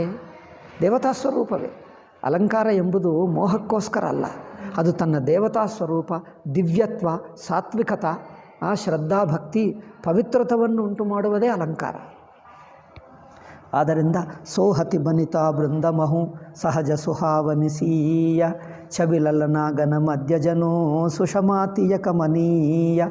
ಅವಳ ಮುಖ ಹೇಗಿದೆ ಅಂದರೆ ಎಲ್ಲ ಸ್ತ್ರೀಯರ ಮಧ್ಯ ಸೀತಾ ಮುಖ ಹೇಗಿದೆ ಅಂದರೆ ನಕ್ಷತ್ರಗಳಲ್ಲಿ ಚಂದ್ರನ ಮುಖ ಹೇಗಿರುತ್ತದೋ ಎಲ್ಲ ನೋಡಿ, ಲಕ್ಷಾಂತರ ನಕ್ಷತ್ರಗಳು, ಎಲ್ಲ ನಕ್ಷತ್ರಗಳಿಗೆ ಒಂದು ಹುಣ್ಣಿಮೆ ಚಂದ್ರ ನೋಡಿದ್ದರೆ ಎಷ್ಟು ದಿವ್ಯವಾಗಿರುತ್ತದೋ ಹಾಗಿದ್ದಾಳಂತೆ ಸೀತಾ. ಛಬಿಲಲನಾಗನ ಮಧ್ಯಜನು ಸುಷಮಾತಿಯ ಕಮನೀಯ ಸಿಯ ಸುಂದರತಾ ಬರನಿನ ಜಾಯಿ. ಸೀತಾ ಸೌಂದರ್ಯ ವರ್ಣಿಸೋಕ್ಕಾಗಲ್ಲ. ಏಕೆ? ಸೀತಾ ಸೌಂದರ್ಯ ಕವಿಗಳು ಯಾರು ಅಲಂಕಾರ ಮಾಡ್ತಾರೆ ನೋಡಿ, ಮೇಕಪ್ ಮಾಡುವವರು ಮಾಡಿರುವ ಅಲಂಕಾರವಲ್ಲ. ಅವರು ಮಾಡಿದ್ದರೆ ಹೇಗೆ ಮಾಡಿದ್ದೀವಿ ಹೇಳ್ತಾರೆ, ಹೀಗೆ ಅಂತ ಹೇಳ್ತಾರೆ. ಇದು ಯಾರು ಮಾಡಿದ್ದಲ್ಲ, ಬ್ರಹ್ಮದೇವ ಸೃಷ್ಟಿ ಮಾಡಿದಂತೆ ಬ್ರಹ್ಮದೇವನೂ ಮಾಡಿದ್ದಲ್ಲ. ಅದರಿಂದ ಬ್ರಹ್ಮದೇವನಿಗೂ ಗೊತ್ತಿಲ್ಲ. ಬ್ರಹ್ಮದೇವನಿಗೆ ಹೇಳಪ್ಪ ಇದು ಎಷ್ಟು ಸುಂದರವಾಗಿದೆ ಅಂದರೆ ಇಂಥದ್ದು ನಾನು ಮಾಡಲಿಲ್ಲ, ನನಗೂ ಹೇಳೋಕ್ಕಾಗಲ್ಲ. మరి ಹೇಗಿದೆ ಅಂದರೆ ಇವರು ಇರುವುದೇ ಸಾಕ್ಷಾತ್ತು ಪರಮಾತ್ಮನ ಸೌಂದರ್ಯ, ಅದಷ್ಟೇ, ಅದು ನೇರಾಗಿ ಅವರಿಗೇ ಇದೆ, ಅವರಿಂದಲೇ ಮಿಕ್ಕ ಸೃಷ್ಟಿಗೆ ಪ್ರಪಂಚ. ಮರ ಗಿಡಗಳು, ಹೂಗಳು, ಹಣ್ಣುಗಳು, ಆಕಾಶ, ಚಂದ್ರ, ನಕ್ಷತ್ರ, ಚಂದ್ರನಿಗೆ, ಮೋಡಗಳಿಗೆ ಈ ಸೌಂದರ್ಯ ಎಲ್ಲಿಂದ ಬಂತು? ಪ್ರಕೃತಿಯಲ್ಲಿರುವುದೆಲ್ಲ ಪರಮಾತ್ಮನಿಂದಲೇ ಬಂತು. ಪರಮಾತ್ಮ ತನ್ನ ಸೌಂದರ್ಯವನ್ನೇ ಒಂದು ಚೂರು ಕೊಡ್ತಾರೆ ಈ ಪ್ರಪಂಚದಲ್ಲಿ. ಸೃಷ್ಟಿಯಲ್ಲಿರುವ ಪ್ರಾಣಿಗಳಿಗೆ, ಮನುಷ್ಯರಿಗೆ, ಮರ ಗಿಡಗಳಿಗೆ, ಪ್ರಕೃತಿಗೆ ಸ್ವಲ್ಪ ಕೊಟ್ಟರು. ಆ ಸ್ವಲ್ಪ ಕೊಟ್ಟರೆ ಇಷ್ಟು ದಿವ್ಯವಾಗಿದೆ. మరి ಮೂಲ ಸ್ವರೂಪ ಪರಮಾತ್ಮನೇ ಎಷ್ಟಿರಬೇಕು ನೋಡಿ. ಸೂರ್ಯನ ಬೆಳಕಿನಲ್ಲಿ ಇಷ್ಟು ಬೆಳಕು ಸಿಕ್ಕಿದ್ದರೆ ನಮಗೆ ಇಷ್ಟು ಬೆಳಕಾಗ್ತದೆ ನೋಡಿ. ನೇರಾಗಿ ಸೂರ್ಯ ಬಂದರೆ ಈಗ ಪ್ರಪಂಚವೇ ಉಳಿಯಲ್ಲ, ಬೂದಿ ಆಗಿಬಿಡ್ತದೆ, ಅದಿರುತ್ತದೆ. ಸೂರ್ಯನ ಇಷ್ಟು ಒಂದು ಸಣ್ಣ ಇಷ್ಟೇ ದೀಪ ಅಷ್ಟು ಬೆಳಕಿದ್ದರೆ ಈ ರೂಮೆಲ್ಲ ಕಂಡು ಬರ್ತಾ ಇದೆ ಅಲ್ಲವೇ? ಅಂಥದ್ದು ನೇರ ಸೂರ್ಯ ಎಷ್ಟಿರುತ್ತಾನೆ, ಅನಂತ ಕೋಟಿ. ಹಾಗೆ ಆ ಪರಮಾತ್ಮ ಸ್ವರೂಪ ಸೀತಾದೇವಿ ಸೌಂದರ್ಯ, ಅವರಿಂದಲೇ ಈ ಜಗತ್ತೆಲ್ಲ ಸೌಂದರ್ಯ ಹುಟ್ಟಿತು. ನೀವು ಯಾರು ಎಲ್ಲೆಲ್ಲಿ ಸೌಂದರ್ಯ ನೋಡ್ತಾ ಇದ್ದೀರೋ ಇದು ಸಾಕ್ಷಾತ್ತು ದೇವಿ ಸೌಂದರ್ಯ. ಒಂದು ಚೂರು ಕಮ್ಮಿ ಇದೆ, ಬಟ್ ದೇವಿ ಸಾಕ್ಷಾತ್ತು ದೇವಿ ಸೌಂದರ್ಯವೇ. ಎಲ್ಲಿ ನಿಮಗೆ ಮರ ಗಿಡಗಳು ಹಣ್ಣುಗಳು ಎಲ್ಲೇ ಕಂಡು ಬರಲಿ, ಸೂರ್ಯ ಚಂದ್ರ ನಕ್ಷತ್ರ ಪ್ರಕೃತಿ ಎಲ್ಲೇ ನೋಡು, ಎಲ್ಲೆಲ್ಲಿ ಒಂದು ಚೂರು ಸೌಂದರ್ಯ ಕಂಡು ಬಂತೋ ಅದು ಸಾಕ್ಷಾತ್ತು ಪರಮಾತ್ಮನ ಪ್ರತಿಬಿಂಬವೇ, ಪರಮಾತ್ಮನ ರೂಪವೇ. ಆದರೆ ಸ್ವಲ್ಪ ಆಗಿ ಕಂಡು ಬಂತು ಅಷ್ಟೇ. ಆ ಮೂಲ ಸ್ವರೂಪದಲ್ಲಿ ಹೆಚ್ಚಿರುತ್ತದೆ, ಅಷ್ಟೇ ವ್ಯತ್ಯಾಸ. ಮೂಲವೂ ಅಖಂಡ ಅನಂತವಾಗಿರುತ್ತದೆ, ಅದರಲ್ಲಿ ಒಂದು ಚೂರು ಇಲ್ಲಿ ಕಂಡು ಬರ್ತದೆ. ಅದರಿಂದ ಪ್ರಪಂಚದಲ್ಲಿ ಪರಮಾತ್ಮ ಸೃಷ್ಟಿ ಅಂದ್ರೇನು? ಪರಮಾತ್ಮನ ಸೌಂದರ್ಯವೇ ಅಭಿವ್ಯಕ್ತವಾಗಿ ಲೋಕದಲ್ಲಿ ಕಂಡು ಬರ್ತಾ ಇದೆ. ಇಲ್ಲದಿದ್ದರೆ ಪ್ರಪಂಚಕ್ಕೆ, ಪ್ರಪಂಚ ಜನರಿಗೆ, ಪ್ರಪಂಚ ವಸ್ತುಗಳಿಗೆ ಸೌಂದರ್ಯ ಎಲ್ಲಿಂದ ಬರುತ್ತದೆ? ಪರಮಾತ್ಮ ಯಾವ ಪರಮಾತ್ಮ ಸೃಷ್ಟಿ ಮಾಡಿದ್ದಾರೋ ಅವರಿಂದಲೇ ಬರುತ್ತದೆ. ತಾನು ತನ್ನ ಸೌಂದರ್ಯವೇ ಇಲ್ಲಿ ಒಂದು ಚೂರು ಕೊಟ್ಟ. ಅದರಿಂದ ಎಲ್ಲಿ ಸೌಂದರ್ಯ ಕಂಡು ಬಂದರೂ ಯಾರು ಇದು ನನ್ನದು ಎಂದು ಅಭಿಮಾನ ಮಾಡಿಕೊಳ್ಳಬೇಡ. ಎಷ್ಟಿರುತ್ತದೋ ಅಷ್ಟು ಸಾಕ್ಷಾತ್ತು ಪರಮಾತ್ಮನೇ ಸಾಕ್ಷಾತ್ತು ದೇವಿಯೇ ಸೀತಮ್ಮರೇ ಎಲ್ಲ ಕಡೆ ಎಲ್ಲೆಲ್ಲಿ ಇದ್ದಾರೆ. ಎಲ್ಲಿ ಒಂದು ಚೂರು ಕಂಡು ಬಂದರು ಮರ ಗಿಡಗಳು ಹೂಗಳು ಹಣ್ಣುಗಳು ಸೂರ್ಯ ಚಂದ್ರ ನಕ್ಷತ್ರ ಇದೆಲ್ಲ ದೇವಿ ಸ್ವರೂಪಿಣೆ. ಅವಳೇ ಇಲ್ಲಿದ್ದಾರೆ ಈ ಪ್ರಪಂಚವಾಗಿ ಅಭಿವ್ಯಕ್ತವಾಗಿದ್ದಾರೆ. ಅಭಿವ್ಯಕ್ತ ಅಂದರೆ ಪ್ರಕಟವಾಗಿ ತೋರ್ತಾ ಇದ್ದಾರೆ ನಮಗೆ. ಅದರಿಂದ ಇದೆಲ್ಲ ನೋಡಿದ್ದರೆ ದೇವರ ದರ್ಶನವಾಗ್ತದ ಅಂದರೆ ನೀವು ಮಾಡುವ ದರ್ಶನ ಯಾರ್ದು? ಇಷ್ಟೆಲ್ಲ ನೋಡ್ತಾ ಇದ್ದೀರಲ್ಲ ಯಾರನ್ನು? ನೀವು ದೇವಿಯೇ, ನೀವು ಗೊತ್ತಾಗ್ತಾ ಇಲ್ಲ. ನೀವು ಅಯ್ಯೋ ಇದು ಯಾರ್ದೋ ಅಂದ್ಕೊಂಡೆ. ಇಷ್ಟೊತ್ತು ಹೇಳಿದ್ದೀವಲ್ಲ, ಪಾರ್ವತಿ ದೇವಿ ಸರಸ್ವತಿ ದೇವಿ ಬಂದಿದ್ದರೆ ಅವರು ಯಾರೋ ಅಂದ್ಕೊಂಡು ಭಕ್ತಿಯಿಂದ ಮಾಡಿದ್ದಾರೆ. ಅವರು ನಿಜವಾಗಿ ಅವರೇ ಪಾರ್ವತಿ, ಅವರೇ ಸೀತಾ, ಅವರೇ ಲಕ್ಷ್ಮಿ, ಅವರೇ ಅಲ್ಲೇ ಇದ್ದಾರೆ. ಹಾಗೆ ಇದೆಲ್ಲವೂ ಪರಮಾತ್ಮನೇನೋ ಗೊತ್ತಾಗ್ತಾ ಇಲ್ಲ. ಅಯ್ಯೋ ನಂತರ ಗೊತ್ತಾದ ನಂತರ ಅಯ್ಯೋ ನನಗೆ ಗೊತ್ತಿಲ್ಲ, ನಾನು ಇಷ್ಟೊತ್ತು ಇಲ್ಲೇ ಇದ್ದೆ. ಹೌದು, ಇದೆಲ್ಲ ನೀವು ಪರಮಾತ್ಮನಲ್ಲೇ ಇದ್ದೀವಿ, ಬೇರೆ ಎಲ್ಲಿರಬೇಕು? ಬೇರೆ ಏನಾದರೂ ಇದ್ದರೆ ಅದರಿಂದ ನೀವು ಪರಮಾತ್ಮ ಜೊತೆಗೆ ಇದ್ದೀರಿ, ಪರಮಾತ್ಮ ಸೌಂದರ್ಯದಲ್ಲೇ ಇದ್ದೀರಿ, ಬೇರೆ ಎಲ್ಲಿರ್ತಾರೆ? ಏಕೆಂದರೆ ಬೇರೆ ಯಾವುದೂ ಇಲ್ಲವಲ್ಲ. ಅದರಿಂದ ನಿಮಗೆ ಗೊತ್ತಿಲ್ಲದೆ ಪರಮಾತ್ಮ ಸೌಂದರ್ಯವೇ ಪರಮಾತ್ಮ ಸೃಷ್ಟಿ ಮಾಡಿರುವ ವಸ್ತುಗಳನ್ನೇ ಅಲಂಕಾರ ಮಾಡ್ಕೊಳ್ತಾ ಇದ್ದೀರಿ. ಅಂದರೆ ಪರಮಾತ್ಮ ವಸ್ತುಗಳನ್ನೇ, ಪರಮಾತ್ಮ ತಾನೇ ಪ್ರಕಟವಾಗಿರುವ ವಸ್ತುಗಳನ್ನು ಧರಿಸಿಕೊಂಡು ನಾವು ಪರಮಾತ್ಮ ಅಂಶ, ಪರಮಾತ್ಮನ ಅವಯವ ಆಗಿಬಿಟ್ಟಿದ್ದೇವೆ. ಇಲ್ಲದಿದ್ದರೆ ಎಲ್ಲಿಂದ ಬರ್ತದೆ? ಅದೆಲ್ಲ ಪರಮಾತ್ಮನ ಅಂಶನೇ. ಜೀವ ಪರಮಾತ್ಮನ ಅಂಶ, ಜಗತ್ತೆಲ್ಲ ಪರಮಾತ್ಮನ ಅಂಶನೇ. ಪರಮಾತ್ಮನ ಅಭಿವ್ಯಕ್ತೇ ಜಗತ್ತು, ಪರಮಾತ್ಮನ ಅಭಿವ್ಯಕ್ತೇ ಜೀವನು. ಅದರಿಂದ ಎಲ್ಲವೂ ಪರಮಾತ್ಮನ ರೂಪವೇ. ಸೋಹತಿ ಬನಿತಾ ಬೃಂದಮಹು ಸಿಯ ಸುಂದರತಾ ಬರನಿನ ಜಾಯಿ. ಇಕ ಮೂಲಸ್ವರೂಪ ಸಾಕ್ಷಾತ್ತು ಸೀತಾ ಸೌಂದರ್ಯ ಏನೆಂದು ವರ್ಣಿಸಬೇಕು? ಲಘುಮತಿ ಬಹುತ ಮನೋಹರ ತಾಯಿ. ಆ ಸೌಂದರ್ಯ ಎಷ್ಟಿದೆ ಅಂದರೆ ನಮ್ಮ ಮನಸ್ಸಿಗೂ ಸಿಗ್ತಾನೇ ಇಲ್ಲ. ಹೇಗೆ ಮನಸ್ಸಿಗೂ ಅದು ಎಷ್ಟು ಸುಂದರವಾಗಿದೆ ಯೋಚನೆ ಮಾಡುವಕ್ಕೆ ಹೋದರೆ ಮನಸ್ಸೇ ಮುಳುಗಿ ಹೋಗ್ತಾ ಇದೆ, ಮನಸ್ಸೇ ಇಲ್ಲದಾಗ್ತಾ ಇದೆ. ಏನು ಯೋಚನೆ ಮಾಡಬೇಕು? ಸಮುದ್ರ ಎಷ್ಟಿದೆ ಅಂದರೆ ಒಂದು ಸಣ್ಣದು ನೀವು ಕಾಫಿ ಕುಡಿಯುವಂಥ ಲೋಟ ತೊಗೊಂಡು ಬಿಟ್ಟು ಸಮುದ್ರದಲ್ಲಿ ಮುಳುಗಿಸಿ ಎಷ್ಟಿದೆ ನೋಡೋಣ ಅಂದರೆ ಆ ಲೋಟನೇ ಮುಳುಗಿ ಹೋಗ್ತಾ ಇದೆ, ಸಮುದ್ರ ಅಳತೆಗೆ ಬರ್ತಾ ಇಲ್ಲ. ಹಾಗೆ ನಮ್ಮ ಮನಸ್ಸು ಸೀತಾ ಸೌಂದರ್ಯವನ್ನು ಎಷ್ಟಿದೆ ಎಂದು ನೋಡುವಕ್ಕೆ ಹೋದರೆ ನಮ್ಮ ಮನಸ್ಸೇ ಸೀತೆ ಆಗಿಬಿಡ್ತಾ ಇದೆ. ಅಂದರೆ ಏನು? ಸೀತೆ ಎಷ್ಟು ಸೌಂದರ್ಯವೋ ಮನಸ್ಸು ಸೀತೆಯಲ್ಲೇ ಮುಳುಗಿ ಹೋಗಿ ಮನಸ್ಸು ಯಾವುದೋ ಸೀತೆ ಯಾವುದೋ ವ್ಯತ್ಯಾಸನೇ ಗೊತ್ತಾಗ್ತದೆ. ಈಗ ನಿಮ್ಮ ಮನಸ್ಸು ಎಲ್ಲಿದೆ ಹೇಳಪ್ಪ ಅಂದರೆ ಅದು ಇಲ್ಲವೇ ಇಲ್ಲ. ಹಾಗೆ ಪರಮಾತ್ಮನನ್ನು ಸಮುದ್ರನನ್ನು ಅಳತೆ ಮಾಡುವಕ್ಕೆ ಹೋದ ಲೋಟ ಸಮುದ್ರವೇ ಆಗಿಬಿಡ್ತದೆ. ಸಮುದ್ರದಲ್ಲಿ ಮುಳುಗಿ ನೀವು ಸಮುದ್ರ ಎಷ್ಟಿದೆ ಅಂದರೆ ಎಷ್ಟಂದರೆ ಹೇಗೆ ಹೇಳಬೇಕು? ಯಾವುದು ಲೋಟನೇ ಇಲ್ಲವಲ್ಲ. ಹಾಗೆ ನಮ್ಮ ಮನಸ್ಸು ಪರಮಾತ್ಮನ ಚಿಂತನ ಮಾಡುವಕ್ಕೆ ಹೋಗುತ್ತಾ ಇನ್ನೂ ಯೋಚನೆ ಮಾಡ್ತಾ ಮನಸ್ಸೇ ಪರಮಾತ್ಮಮಯವಾಗಿ ಬಿಟ್ಟಿದೆ, ಮನಸ್ಸೇ ಉಳಿಯುವುದಿಲ್ಲ. ಅಂದ್ರೇನು? ಮನಸ್ಸು ಉಳಿಯುವುದಿಲ್ಲ ಅಂದರೆ ಯೋಚನೆ ಮಾಡುತ್ತಾ ಇದ್ದೇನೆ ಸೀತಾ ಸೌಂದರ್ಯವನ್ನು ಯೋಚನೆ ಮಾಡ್ತಾ ಇದ್ದೀನಿ, ತಿಳ್ಕೊಳ್ತಾ ಇದ್ದೀನಿ ಎಂಬ ಮನೋಭಾವ ಮುಳುಗು ಹೋಗಿ ತನ್ನನ್ನು ತಾನು ಮರೆತು ಹೋಗಿಬಿಟ್ಟ. ಆದ್ದರಿಂದ ಏನೆಂದು ಹೇಳೋಕ್ಕಾಗ್ತಾ ಇಲ್ಲ. ಏಕೆ ಹೇಳೋಕ್ಕಾಗ್ತಾ ಇಲ್ಲ? ಹೇಳತಕ್ಕ ಮನಸ್ಸೇ ಮುಳುಗಿ ಹೋಯಿತು. ಅಂದರೆ ತನ್ನನ್ನು ತಾನೇ ಮರೆತು ಹೋದ. ಕೆಲವು ಸೌಂದರ್ಯಗಳು ಹೇಗಿರುತ್ತವೆಂದರೆ ಸೌಂದರ್ಯವನ್ನು ನೋಡುತ್ತಾ ನಾವು ಬದುಕಿರುತ್ತೇವೆ. ಕೆಲವು ಸೌಂದರ್ಯಗಳು ಆಶ್ಚರ್ಯ ಪಟ್ಕೊಂಡರೆ ಆಶ್ಚರ್ಯದಲ್ಲಿ ಮನಸ್ಸು ಮುಳುಗಿ ಹೋಗುತ್ತದೆ. ಆಶ್ಚರ್ಯ ಅಂದರೆ ಏನು?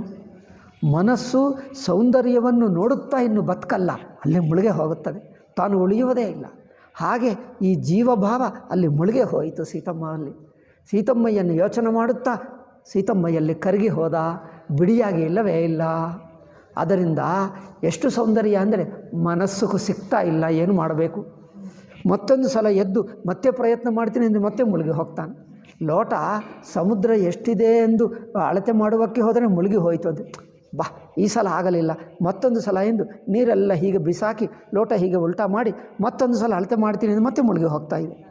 ಮತ್ತೆ ಎಲ್ಲ ತೆಗೆದುಬಿಟ್ಟು ಮತ್ತೆ ಅಳತೆ ಮಾಡ್ತೀನಿ ಎಂದು ಮತ್ತೆ ಮುಳುಗಿ ಹಾಗೆ ಸೀತಮ್ಮಯ್ಯನ್ನು ಎಷ್ಟೆಷ್ಟು ಚಿಂತನೆ ಮಾಡುವಕ್ಕೆ ಹೋದರೆ ಚಿಂತನೆ ಮಾಡುವ ಈ ಸಾಧಕ ಇವರ ಮನಸ್ಸು ಇವನು ಅಲ್ಲಿ ಮುಳುಗಿ ಹೋಗಿ ತನ್ನನ್ನು ತಾನೇ ಮರೆತು ಹೋಗ್ತಾ ಇದ್ದ. ಎಲ್ಲವೂ ಬ್ರಹ್ಮಾಂಡವೆಲ್ಲ ಮುಂದೆ ಹಿಂದೆ ಲೆಫ್ಟು ರೈಟು ಮೇಲೆ ಕೆಳಗೆ ಎಲ್ಲ ದಿವ್ಯ ಸೌಂದರ್ಯವೇ ಕಂಡು ಬರ್ತಾ ಇದೆ. ನೋಡುವವ ಮನಸ್ಸಿಲ್ಲ, ಇರುವುದೆಲ್ಲ ಸೌಂದರ್ಯವೇ. ನೋಡುವ ಮನಸ್ಸೇ ಇಲ್ಲ, ಎಲ್ಲ ಸೌಂದರ್ಯವೇ ಆಗಿಬಿಟ್ಟಿತು. ಆದ್ದರಿಂದ ಸೀತಾ ಸೌಂದರ್ಯ ಎಷ್ಟಿದೆ ಅಂದರೆ ಮನಸ್ಸು ಸಿಗ್ತಾ ಇಲ್ಲ. ಮನಸ್ಸು ಯೋಚನೆ ಮಾಡೋದು, ಏಕೆಂದರೆ ಯೋಚನೆ ಮಾಡುವ ಮನಸ್ಸು ಮನಸ್ಸಾಗೇ ಇರುತ್ತಾ ಇಲ್ಲ, ಮನಸ್ಸು ಮುಳುಗಿ ಹೋಗ್ತಾ ಇದೆ, ಮನಸ್ಸೇ ಇಲ್ಲದಾಗ್ತಾ ಇದೆ. ಈ ಸಾಧಕನು ತಾನೂ ಇಲ್ಲದಂತೆ ಅದರಲ್ಲೇ ಮುಳುಗಿ ಹೋದ. ಆದ್ದರಿಂದ ಲಘುಮತಿ ಬಹುತ ಮನೋಹರ ತಾಯಿ, ಮನಸ್ಸು ಸಣ್ಣದು, ಆ ಸೌಂದರ್ಯವೇನೋ ಅನಂತವಾಗಿದೆ, ಅನಂತ ಸೌಂದರ್ಯ. ಎಷ್ಟು ನೋಡಿದ್ದರೂ ಈಗ ನೋಡಿದ್ದೇವೆ. ಒಂದು ನೋಡಿ, ಮ್ಯೂಸಿಯಂನಲ್ಲಿ ಯಾವುದೇ ಅನೇಕ ವಸ್ತುಗಳಿದ್ದರೆ ಒಂದು ನೋಡ್ತೀವಿ ಅಲ್ಲವೇ, ಒಂದು ನೋಡ್ತೀವಿ. ಕೆಲವು ಪಕ್ಷಿಗಳಿರುತ್ತವೆ ನೋಡಿ, ಬಗೆ ಬಗೆ ಬಗೆ ಪಕ್ಷಿಗಳಿರುತ್ತವೆ, ಬಗೆ ಬಗೆ ಬಣ್ಣಗಳು ಇರುತ್ತವೆ. ಆಶ್ಚರ್ಯ, ಇದೆಲ್ಲ ಹೇಗೆ ಮಾಡ್ಕೊಳ್ತದೆ? ಅದು ಹುಟ್ಟಿದ್ದು ಹಾಗೆ, ಏನು ಮಾಡ್ಕೊಂಡಿಲ್ಲಲ್ಲ. ಪಕ್ಷಿಗಳು ನೋಡಿದ್ದೀರಾ? ಬಗೆ ಬಗೆ ಬಣ್ಣ, ಒಂದಕ್ಕೆ ಏನು ರೆಕ್ಕೆ ಇರುತ್ತದೆ, ರೆಕ್ಕಕ್ಕೆ ಏನೇನೋ ಬಣ್ಣ, ಕೆಲವೊಂದಕ್ಕೆ ಕಿರೀಟ ಇರುತ್ತದೆ, ಕೆಲವು ಕಂಠದಲ್ಲಿ ಬಣ್ಣ ಇರುತ್ತದೆ. ಇಲ್ಲಿ ನೋಡಿ ಗಿಣಿಗಳು ನೋಡಿ, ಒಂದು ಬಗೆ ಗಿಣಿಗಳಲ್ಲ, 4-6 ಬಗೆ ಗಿಣಿಗಳು. ಹೀಗೆ ರೆಕ್ಕ ಬಿಚ್ಚಿದ್ದರೆ ಏನೇನೋ ಬಣ್ಣಗಳು. ಅದು ನೆವಿಲು ಇರುತ್ತದೆ ನೋಡಿ, ಹೀಗೆ ಬಿಚ್ಚಿ, ಇದೆಲ್ಲ ಅದು ಮಾಡಿಕೊಂಡಿತ್ತು, ಅದು ಕೈಯಲ್ಲಿಲ್ಲ. ಯಾರು ಮಾಡಿದ್ದಾರೆ? ಪರಮಾತ್ಮನೇ. ಪರಮಾತ್ಮನೇ ಈ ರೂಪವಾಗಿ ಪ್ರಕಟವಾಗಿದೆ. ಹಾಗೆಯೇ ಪ್ರಪಂಚದಲ್ಲಿ ಎಷ್ಟೆಷ್ಟು ದಿವ್ಯವಾಗಿದೆ. ಲಘುಮತಿ ಬಹುತ ಮನೋಹರ, ಅದು ಎಷ್ಟಂದರೆ ಸೌಂದರ್ಯ ಅನಂತವಾಗಿದೆ, ಮನಸ್ಸೇನೋ ಸಣ್ಣದಾಗಿದೆ, ಅದು ಯೋಚನೆ ಮಾಡೋಕ್ಕಾಗ್ತಾ ಇಲ್ಲ. ಲಘುಮತಿ ಬಹುತ ಮನೋಹರ ತಾಯಿ, ಆವತ ದೀಕಿ ಬರಾತಿನ ಸೀತ, ರೂಪರಾಶಿ ಸಬ ಭಾಂತಿ ಪುನೀತ, ಸಬ ಹಿಮನ ಕಿಯೇ ಪ್ರಣಾಮ, ದೇಖಿ ರಾಮ ಭಯ ಪೂರನ ಕಾಮ. ಎಲ್ಲಿಗೆ ಬಂದಳು? ಮಂಟಪ, ವಿವಾಹ ಮಂಟಪಕ್ಕೆ ಕರ್ಕೊಂಡು ಬರ್ತಾ ಇದ್ದಾರೆ. ಮಿಕ್ಕ ಜನರಿದ್ದಾರೆ ಅಲ್ಲಿರುವ ಮಂಟಪದಲ್ಲಿ. ಇನ್ನು ಎಲ್ಲರೂ ಅವರು ದಶರಥನ ಮನೆ, ಅದೇನು ಅಯೋಧ್ಯದಿಂದ ಬಂದಿರುವರು, ರಾಮಚಂದ್ರನ ಜೊತೆಗೆ ಬಂದಿರುವರೆಲ್ಲ ಇದ್ದಾರಲ್ಲ, ಎಲ್ಲರೂ ಸೀತೆಯನ್ನು ನೋಡಿದ್ದರೆ ಅಯ್ಯೋ ಆಕಾಶದಿಂದ ಯಾರೋ ಬರ್ತಾ ಇದ್ದಾರೆ ಎಂದು ಅನಿಸಿತು. ಭೂಲೋಕದಲ್ಲಿ ಮನುಷ್ಯರಲ್ಲ, ಸಾಕ್ಷಾತ್ ಒಂದು ದೇವತಾ ರೂಪವೇ ಆಕಾಶದಿಂದಲೇ ಇಳಿದು ಬರ್ತಾ ಇದ್ದಾರೆ ಎಂದು. ನಾವು ಏನು ಇದು ಭೂಲೋಕದಲ್ಲಿದ್ದೀವ, ಏನು ನೋಡ್ತಾ ಇದ್ದೀವಿ? ಸಾಕ್ಷಾತ್ ದೇವತಾ ರೂಪವೇ.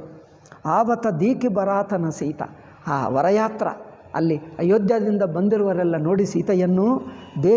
ರೂಪರಾಶಿ ಸಬ ಭಾಂತಿ ಪುನೀತ, ರೂಪರಾಶಿ ಸೌಂದರ್ಯ ರಾಶಿಯಾದ ಸೀತ ನೋಡಿದ್ದರೆ ಅವರ ಮನಸ್ಸು, ಕಣ್ಣುಗಳು, ಕಿವಿಗಳು ತಲ್ಲ ಸರ್ವೇಂದ್ರಿಯಗಳೆಲ್ಲ ದಿವ್ಯವಾಗಿ ಪವಿತ್ರವಾಯಿತಂತೆ. ಆ ಸೌಂದರ್ಯ ನೋಡಿದ್ದರೆ ಅವರಿಗೆ ಪರಮಾನಂದವಾಯಿತು, ಮನಸ್ಸೆಲ್ಲ ಶುದ್ಧವಾಗಿಬಿಟ್ಟಿತು, ದಿವ್ಯವಾಗಿಬಿಟ್ಟಿತು ಅವರಿಗೆ. ಸಬಹಿ ಮನ ಕ್ರಿಯೆ, ಎಲ್ಲರಿಗೆ ಬಾಯಿನಿಂದ ಹೇಳದಿದ್ದರೂ ಮನಸ್ಸು ಬಗ್ಗಿ ಹೋಗಿ ನಮಸ್ಕಾರ ಮಾಡೇ ಬಿಟ್ಟಿತು. ಕೈ ಎತ್ತುವಕ್ಕೆ ಮುಂಚೆನೇ ಅಲ್ಲವೇ, ಈಗ ಕೈ ಎತ್ತಬೇಕಲ್ಲವೇ, ಕೈ ಎತ್ತುವಕ್ಕೆ ಮುಂಚೆ ಕೈ ಎಲ್ಲಿದೆಯೋ ಅಲ್ಲಿ ಮನಸ್ಸು ನಮಸ್ಕಾರವೇ ಮಾಡಿಬಿಟ್ಟಿತಂತೆ. ಆವತ ದೀಕಿ ಬರಾತನ ಸೀತ, ಸಬಹಿ ಮನ ಕಿಯೇ ಪ್ರಣಾಮ. ಮನಸ್ಸಿನಿಂದ ಅವರೆಲ್ಲರೂ ನಮಸ್ಕಾರ ಮಾಡಿಬಿಟ್ಟರು. ಮನಸ್ಸಿನಿಂದ ನಮಸ್ಕಾರ ಅಂದರೆ ಏನು? ನಮಸ್ಕಾರ ಅಂದರೆ ಒಂದು ಪೂಜ್ಯ ಭಾವ, ಆರಾಧನಾ ಭಾವ. ದೇವತಾಕ್ಕೆ ಒಂದು ಆರಾಧನಾ ಭಾವ ಇರುತ್ತದಲ್ಲವೇ, ಆ ಪೂಜ್ಯ ಭಾವದಲ್ಲಿ ಮನಸ್ಸು ಮುಳುಗಿ ಹೋಯಿತು, ಪೂಜ್ಯ ಭಾವ ಆರಾಧನಾ ಭಾವದಲ್ಲಿ. ದೇಖಿ ರಾಮ ಭಯ ಪೂರನ ಕಾಮ. ಈಗ ಎಲ್ಲರೂ ನೋಡಿದ್ದಾರೆ, ರಾಮಚಂದ್ರ ನೋಡಿದ್ದರಂತೆ, ರಾಮಚಂದ್ರ ನೋಡಿದರೆ ಇನ್ನೇನಾಯಿತು? ಪೂರ್ಣ ಕಾಮ, ಆನಂದ ಸ್ವರೂಪನು. ಯಾವ ಪರಮಾತ್ಮ ಎಂದಿಗೂ, ಪರಮಾತ್ಮ ಜಗತ್ತೆಲ್ಲ ಸೃಷ್ಟಿ ಮಾಡಿ ಮತ್ತೆ ಆ ಜಗತ್ತೆಲ್ಲ ಮತ್ತೆ ಪರಮಾತ್ಮನೇ ಆಗಿಬಿಟ್ಟರೆ ಹೇಗಿರುತ್ತದೆ? ಹಾಗೆ ಅವನಿಗೆ, ರಾಮಚಂದ್ರನಿಗೆ ಸೀತೆ ನೋಡಿಬಿಟ್ಟರೆ ತಾನು ಮಾಡಿರುವ ಸೃಷ್ಟಿಯೆಲ್ಲ ಮತ್ತೆ ತಾನೇ ಆಗಿಬಿಟ್ಟಿತು, ತಾನಾಗಿದ್ದಾನೆ ಎಂದು ಬ್ರಹ್ಮಾನಂದದಲ್ಲೇ ಮುಳುಗಿದ್ದಾನಂತೆ ರಾಮ. ಆ ಸೀತೆಯನ್ನು ಸೌಂದರ್ಯ ನೋಡಿದ್ದರೆ ತನ್ನೇ ಪೂರ್ಣ ಕಾಮನಾದನಂತೆ. ಅಂದರೆ ಪ್ರಪಂಚದಲ್ಲಿ ಇನ್ನು ಏನೂ ಇಲ್ಲ, ಇನ್ನೇನೂ ಬೇಕಾಗಿಲ್ಲ, ಬೇಕಾಗಿದ್ದೆಲ್ಲ ಸಿಕ್ಕಿಬಿಟ್ಟಿತು, ಪೂರ್ಣ ಕಾಮ. ಅಂದರೆ ಎಷ್ಟು ಪರಿಪೂರ್ಣ ಆನಂದ ಅಂದರೆ ಇನ್ನು ಏನು ಬೇಕು ಎನ್ನುವುದು ಯೋಚನೆ ಇಲ್ಲ, ಅಷ್ಟು ಪರಮಾನಂದವಾಗಿದ್ದಾನೆ. ದೇಖಿ ರಾಮ ಭಯ ಪೂರನ ಕಾಮ, ಹರಷೆ ದಶರಥ ಸುತನ ಸಮೇತ. ಈಗ ದಶರಥರು ಮಿಕ್ಕ ಇದ್ದಾರಲ್ಲ, ಲಕ್ಷ್ಮಣ, ಭರತ, ಶತ್ರುಘ್ನ, ಅವರಿಗೆಲ್ಲರಿಗೂ ಪರಮಾನಂದವಾಯಿತು. ಹರಷೆ ದಶರಥ ಸುತನ ಸಮೇತ, ಕಹಿನ ಜಾಯಿವುರ ಆನಂದ ಜೇತ. ಅವರ ಹೃದಯದಲ್ಲಿ ಎಷ್ಟು ಆನಂದವಾಯಿತು ಅಂದರೆ ಅವರ ಹೃದಯದಲ್ಲಿ ಎಷ್ಟಿದೆ ನಾನು ಹೇಗೆ ಹೇಳಲಿ. ತುಳಸಿದಾಸ ಹೇಳ್ತಾನೆ, ನಮಗೆ ಗೊತ್ತೇ ಆಗಲ್ಲ. ಏಕೆ ಅವರ ಆನಂದ ಎಷ್ಟಿದೆ ಅಂದರೆ ಪ್ರಪಂಚದಲ್ಲಿ ಯಾರಿಗಾದರೂ ಲೌಕಿಕರಿಗೆ ಆನಂದವಾಗುತ್ತದೆ. ಎಷ್ಟು ಆನಂದವಾಯಿತು ಅಂದರೆ ಹೇಳಬಹುದು. ಇವರ ಮನಸ್ಸುಗಳು ಯಾರ್ದು ಲೌಕಿಕರ ಮನಸ್ಸು ಹಾಗಿಲ್ಲ. ಎಲ್ಲರೂ ದಾಟಿ ಹೋಗಿ ಪರಮಾನಂದರಾಗಿಬಿಟ್ಟರು, ಬ್ರಹ್ಮಾನಂದರು, ಭಕ್ತರು, ಜ್ಞಾನಿಗಳು, ಸಿದ್ಧಪುರುಷರಾಗಿಬಿಟ್ಟರು. ಅದರಿಂದ ಇವರು ಎಷ್ಟು ಆನಂದ ಅಂದರೆ ನನಗೆ ಹೇಳೋಕ್ಕಾಗ್ತಾ ಇಲ್ಲ. ಲೌಕಿಕ ಆನಂದ ಅಂದರೆ ಇಷ್ಟು ಹೇಳ್ತೀನಿ. ಇದು ಲೌಕಿಕ ಆನಂದವಲ್ಲವೇ ಅಲ್ಲ. ಎಲ್ಲರ ಆನಂದ ಪ್ರಪಂಚಿಕ ಆನಂದವನ್ನು ದಾಟಿ ಹೋಯಿತು. ಲೌಕಿಕ ಆನಂದ ದಾಟಿ ಹೋಯಿತು. ಎಲ್ಲರೂ ಬ್ರಹ್ಮಾನಂದದಲ್ಲೇ ಮುಳುಗಿದ್ದಾರೆ. ಪರಮಾತ್ಮ ಪ್ರಾಪ್ತಿಯಾದಾಗ ಹೇಗೆ ಬ್ರಹ್ಮಾನಂದವಾಗ್ತದೋ, ಸೀತಾ ದರ್ಶನದಲ್ಲಿ ಎಲ್ಲರಿಗೂ ಪರಮಾತ್ಮ ಪ್ರಾಪ್ತಿಯಾಯಿತು. ಎಲ್ಲರೂ ಆ ಬ್ರಹ್ಮಾನಂದದಲ್ಲೇ ಮುಳುಗಿದ್ದಾರೆ. ಕಹಿನ ಜಾಯಿವುರ ಆನಂದ ಜೇತ ಸುರ ಪ್ರಣಾಮ ಕರಿ ಬರಸಹಿ ಭೋಲ. ಈಗ ದೇವತರು ನಮಸ್ಕಾರ ಮಾಡಿ ಈಗ ಹೂಗಳ ಬುಟ್ಟಿ, ಸ್ಪೆಷಲ್ ಬುಟ್ಟಿ ಇಟ್ಟರು. ಏಕೆ? ಮದುವೆ ಸಮಯದಲ್ಲೇ ಮಂಟಪಕ್ಕೆ ಹಾಕ್ತೀವಿ ಎಂದು ಸ್ಪೆಷಲ್ ಬುಟ್ಟಿ ಇಟ್ಟರು. ದೊಡ್ಡ ಬುಟ್ಟಿ. ಎಷ್ಟು ಬುಟ್ಟಿ ಇದೆ ಗೊತ್ತಾ? ನಮ್ಮ ಕಾರ್ಯಾಲಯ ಎಷ್ಟು ಬುಟ್ಟಿ. ಅದರಲ್ಲಿ ಎಷ್ಟು ಹೂಗಳಿವೆ ಅಂದರೆ ಅಯ್ಯೋ, ಒಂದೊಂದು ರೂಮು ಒಂದೊಂದು ಬಗೆ ಹೂಗಳು. ಅಯ್ಯೋ, ಒಂದು 20, 30, 40 ತರಹ ಹೂಗಳು. ಒಂದೊಂದು ಹೂ ಎಷ್ಟು ಕೋಮಲವಾಗಿ ಸುಂದರವಾಗಿ ಅದರ ಬಣ್ಣಗಳು ಅಂದರೆ ಹಬ್ಬ, ಹೂ ನೋಡ್ತಾ ಇದ್ದರೇ ಪ್ರಪಂಚ ಮರ್ತಿ ಹೋಗಬಹುದು. ಅಂಥ ಹೂಗಳು ದೇವಲೋಕದಿಂದ ತಂದು ಪುಷ್ಪವೃಷ್ಟಿ ಮಾಡ್ತಾನೇ ಇದ್ದಾರೆ. ಹಬ್ಬ, ಸ್ವರ್ಗದಲ್ಲಿ ಹೂಗಳು ಮುಗಿಯಲ್ಲ ಅನಿಸುತ್ತದೆ. ಮುಗ್ತದೆ, ಮುಗಿಯಲ್ಲ. ಬೇಕಾದಷ್ಟಿದೆ ಸ್ವರ್ಗ. ಎಷ್ಟು ಎಕರೆಗಳಿದೆ ಹೂದೋಟ ಎಷ್ಟಿರುತ್ತದೆ? ತೋಟ ಹೇಳ್ತಾರೆ. ಹೂದೋಟ ಎಷ್ಟು ದೊಡ್ಡ ಇರ್ಬೋದು? 100 ಎಕರೆ ಇರುತ್ತದೆ. ಹೆಚ್ಚೇನಾ? ಇನ್ನೂ ಹೆಚ್ಚೆ, 100 ಎಕರೆಕ್ಕಿಂತ ಹೆಚ್ಚೆ. ಏನು 200, 500, 1000 ಎಕರೆಗಳು. ಅಷ್ಟು ಅನೇಕ ಹೂಗಳು. ಅವರೆಲ್ಲ ತಂದಿಟ್ಕೊಂಡ್ರೆ ಇಲ್ಲೇ. ಈಗ ಬೇರೆ ಎಲ್ಲ ಮತ್ತು ಬೇರೆಯವರು ಇದ್ದಾರೇನೋ, ಸೇವಕರು ತರ್ತಾ ಇದ್ದಾರೆ. ಇದು ಮುಗಿಯುತ್ತಾ ಹೋಗ್ತೀವಿ, ಅವ್ರು ತರ್ತಾ ಇದ್ದಾರೆ, ಮುಗಿಯುತ್ತಾ ಇದ್ದಾರೆ, ತರ್ತಾ ಇದ್ದಾರೆ. ಹಾಗೆ ಸುರ ಪ್ರಣಾಮುಕರಿ ಬರಸಹಿ ಫೂಲ. ದೇವತರು ನಮಸ್ಕಾರ ಮಾಡಿ ಪುಷ್ಪವರ್ಷ ಮಾಡ್ತಾ ಇದ್ದಾರೆ. ಹೂ ಮಳೆ. ಮುನಿಯ ಸೀಸ ಧ್ವನಿ ಮಂಗಲ ಮೂಲ. ಈಗ ಮುನಿಗಳು ಎಲ್ಲರಿಗೂ ಶುಭವಾಗಲಿ ಎಂದು ಒಂದು ಮಂಗಳ ಶ್ಲೋಕಗಳು, ಮಂಗಳ ಮಂತ್ರಗಳು ಹೇಳ್ತಾ ಇದ್ದಾರೆ ಋಷಿಗಳು ಪರಮಾನಂದವಾಗಿ. ಗಾನ ನಿಸಾನ ಕೊಲಾಹಲು ಭಾರಿ. ಆವಾಗ ಈಗ ಗಾನ, ಈಗ ಮಿಕ್ಕ ಜನರು ಯಾರಿಗೆ ಏನು ಬರುತ್ತದೋ, ಮಂತ್ರ ಬಂದಿರುವವರು ಮಂತ್ರ, ಹಾಡು ಬಂದಿರುವವರ ಹಾಡು, ಯಾರಿಗೇನು ಬರುತ್ತದೋ ಹೇಳ್ತಾನೇ ಇದ್ದಾರೆ. ಕೋಲಾಹಲ ಶಬ್ದ ದೊಡ್ಡದಾಗಿ ಬಿಟ್ಟಿತು. ಆ ಬ್ಯಾಂಡ್ ಬಾಜಾ ನಡೆಯುತ್ತಾ ಇದೆ. ಇವರು ಯಾರು ಹಾಡುವವರು ಹಾಡ್ತಾ ಇದ್ದಾರೆ, ಯಾರು ಮೂಡಿ ಏನಿದೆಯೋ ಅದು ಮಾಡ್ತಾನೆ ಇದ್ದಾರೆ ಅಷ್ಟೇ. ಗಾನ ನಿಸಾನ ಕೋಲಾಹಲು ಭಾರಿ ಪ್ರೇಮ ಪ್ರಮೋದ ಮಗನ ನಾರಿ. ಈಗ ಅಲ್ಲಿರುವ ಸ್ತ್ರೀ ಪುರುಷರು, ಜನಕ, ಮಂಟಪವೇ ಅಲ್ಲ, ಇಡೀ ಜನಕ ನಗರವೇ ಆನಂದದಲ್ಲಿ ಮುಳುಗಿದ್ದಾರಂತೆ. ಇಡೀ ಜನಕಪುರ, ಮಿಥಿಲಾ ನಗರವೆಲ್ಲ ಆನಂದದಲ್ಲೇ ಮುಳುಗಿದ್ದಾರೆ. ಯಹಿ ಬಿದಿಸೀಯ ಮಂಟಪ ಹಿ ಆಹಿ. ಈ ತರಹ ಸೀಯ ಸ್ವಲ್ಪ ಮಂಟಪಕ್ಕೆ ಪಕ್ಕಕ್ಕಿರುವಾಗ ನೋಡಿದ್ದಾರೆ, ಈಗ ಮಂಟಪ ಒಳಗೆ ಬಂದರು. ಯಹಿ ಬಿದಿಸೀಯ ಮಂಟಪ ಹಿ ಆಹಿ ಪ್ರಮುದಿತ ಶಾಂತಿ ಪಡಹಿ ಮುನಿರಾಯಿ.